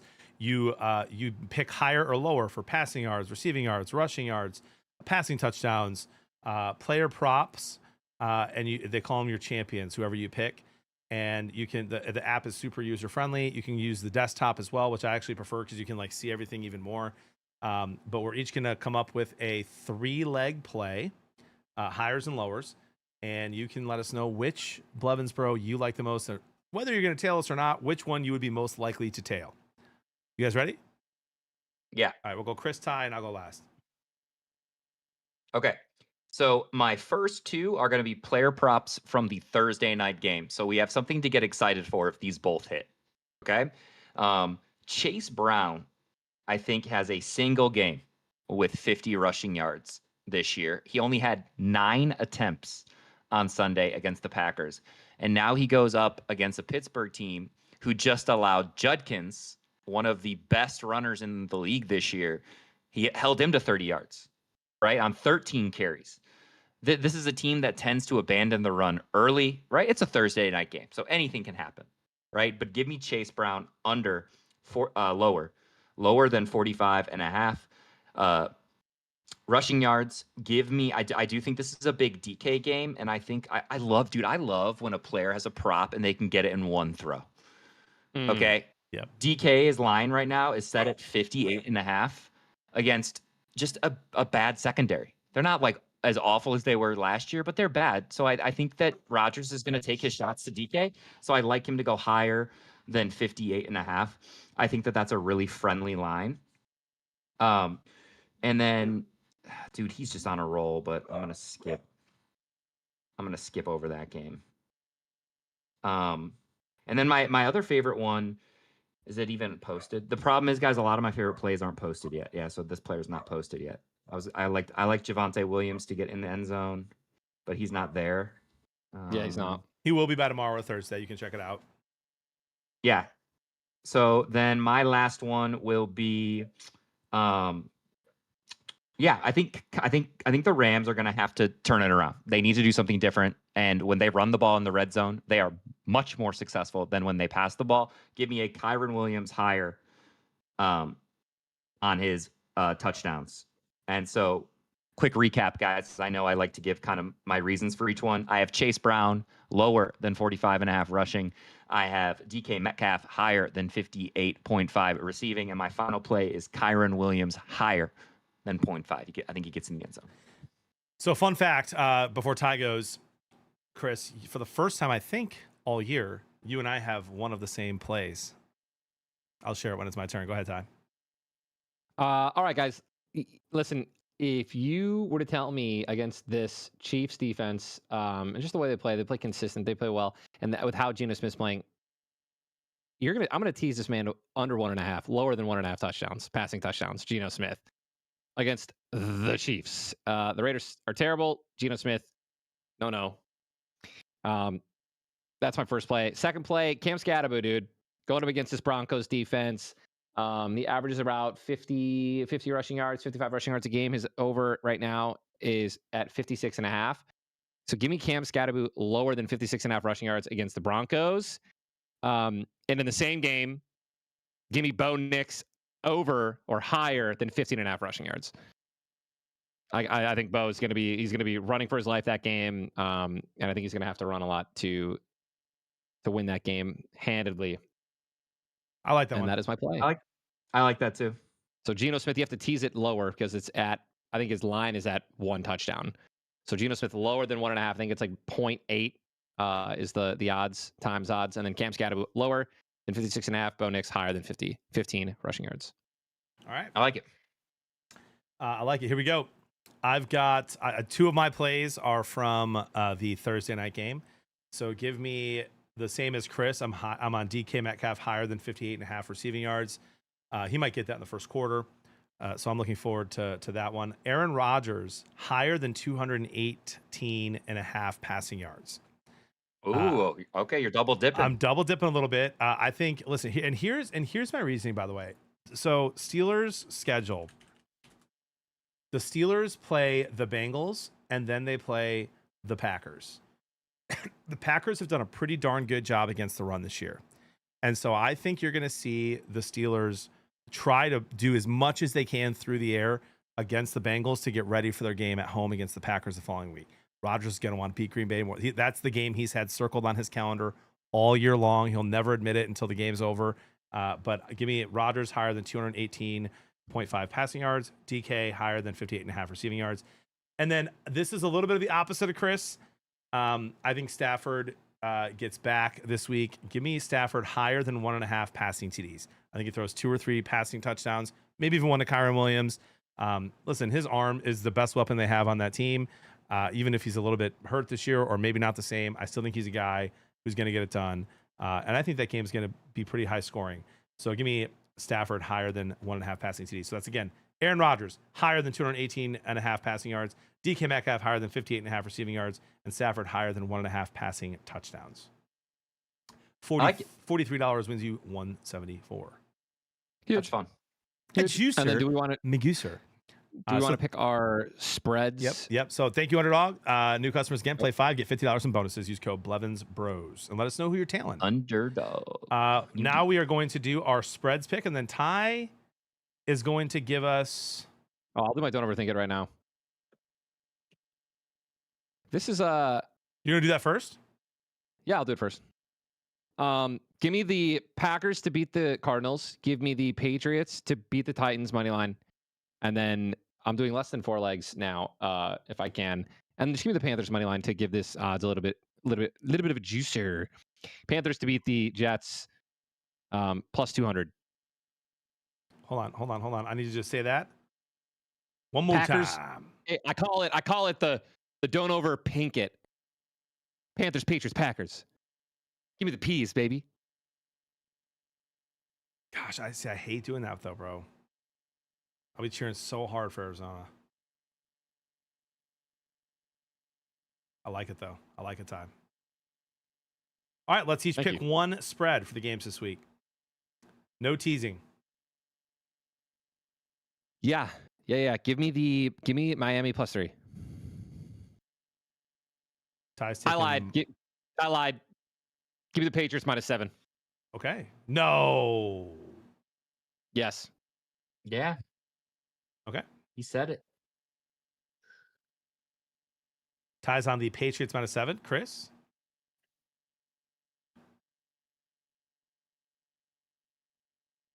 Give me the Falcons plus 3.5. What about plus 2.5? Would you take that too? They're not gonna give us a field goal. Can you tease it to plus 3? No, you can't tease. I mean, you can, but for the sake of the segment. All right, give me the Falcons plus 2.5. Screw it. I thought I picked them in the money line, so All right. Love it. let's give them a few points. Man, I'm going to do it, boys. I'm going to do it because I want to cheer for it and I want to see it happen. Give me the Eagles minus 2.5. Oh, nice. Okay. All right, yeah, I can cheer for that. All right, here we go. I can cheer for that, dude. So again, for those keeping track, that is the Patriots minus 7, Ty's leg, the Falcons plus 2.5, Chris's leg, and the Eagles minus 2.5 against the Vikings. That ends up getting you to plus 587. A juicer McGuicer, as we say. That's nice. That's real nice. Guys, I want to do nice. one last question for you here. Okay? Hang on. I had to check my location. The last one was who? The Eagles? Okay, got it. All right, go. What you got? One last question for you. Give me a bold prediction for the week. Could be anything. The Giants beat the Broncos. Dang, Ty. The Giants have just beaten 2 really good teams, one on the road, and to be the Super Bowl contenders, the Super Bowl winners last year. And now they're going against a lackluster Broncos offense that just put up 13 points against one of the worst teams in the NFL. Their offense hasn't looked good against anybody, right? They barely beat the Eagles. It was a very low-scoring game against the Eagles. I think that they have just so much momentum going into this game with Jackson Dart playing really well. You know, obviously when he lost to the Saints, it was because he wasn't protecting the ball. What do? They go against the Eagles. They protect that ball, right? No scatterable fumbles. So I think that if they don't have any turnovers, I think the game is close. Okay. And I think that they can scrap. I think it's a scrappy game. I like that. All right, so I like Ty's that a lot, bold Ty. prediction is the Giants to beat the Broncos. Chris? Hey, I love bold predictions because you can just kind of play with narratives you've already been building in your head and just go all in. Yeah. That's Okay. what I just did. So here's my all-in bold prediction for this Sunday. The New York Football Jets bench Justin Fields at halftime, and Tyrod Taylor comes back, and the Jets get their first win against the Panthers this week. Oh, I hate that. I would hate that. Yeah. Yeah, hate that too, but appreciate the bold take. My bold take. Am I going to say it? I think you're gonna say it. John just wants to say something ridiculous about the Lions. I just want to say the Lions are going to win by 17. I did this once last year. I forget who we played against, but it was a good team, and we hammered them. And everyone was like, John called it. And I got roasted during the show when I said it. I think that the Cowboys are going to blow out the Commanders. I'm talking more than 14-point win. Like a 27-13 type of game. And I think Commanders fans are going to be in a little bit of shambles. Give me them Cowboys, baby. And Tim the Tap Man's going to do a 10-second TikTok, and he's going to say, "We're so back, baby." And he's going to, and then it's over. Bold take, bold prediction. That was fun. That was fun. Great show, guys. Great show. Everybody, thanks for tuning in every single week. We appreciate you. Clips will be posted in the next 48 hours. Huge shout out to Underdog. Thanks for sponsoring this. And we'll be back next week. We should be back Wednesday, I believe, to our normal schedule. I'm in San Diego for TwitchCon tomorrow. That's why we had to do it tonight. We appreciate you guys. Great show tonight, fellas. Yep. Love you guys. Love you guys. Take care of Later. each other. Bye. Peace. Ladies and gentlemen, I will be live tomorrow morning around 7 a.m. Appreciate everybody hanging out in the chat. Seriously appreciate all you guys. So fun. We'll see you in the morning. Big stream tomorrow, probably till noon or 1, 7 a.m. to like noon or 1. Then I got to pack. Actually, noon, 7 to noon, because I got to pack, shower, make dinner for my wife, and then go to San Diego. We'll see you in the morning. All right. We need the Underdog one probably by Wednesday, Brainiac, but the rest are fine Thursday. Yep, no problem. Ladies and gentlemen, I love you. God loves more. Let's change the world. We'll see you in the morning.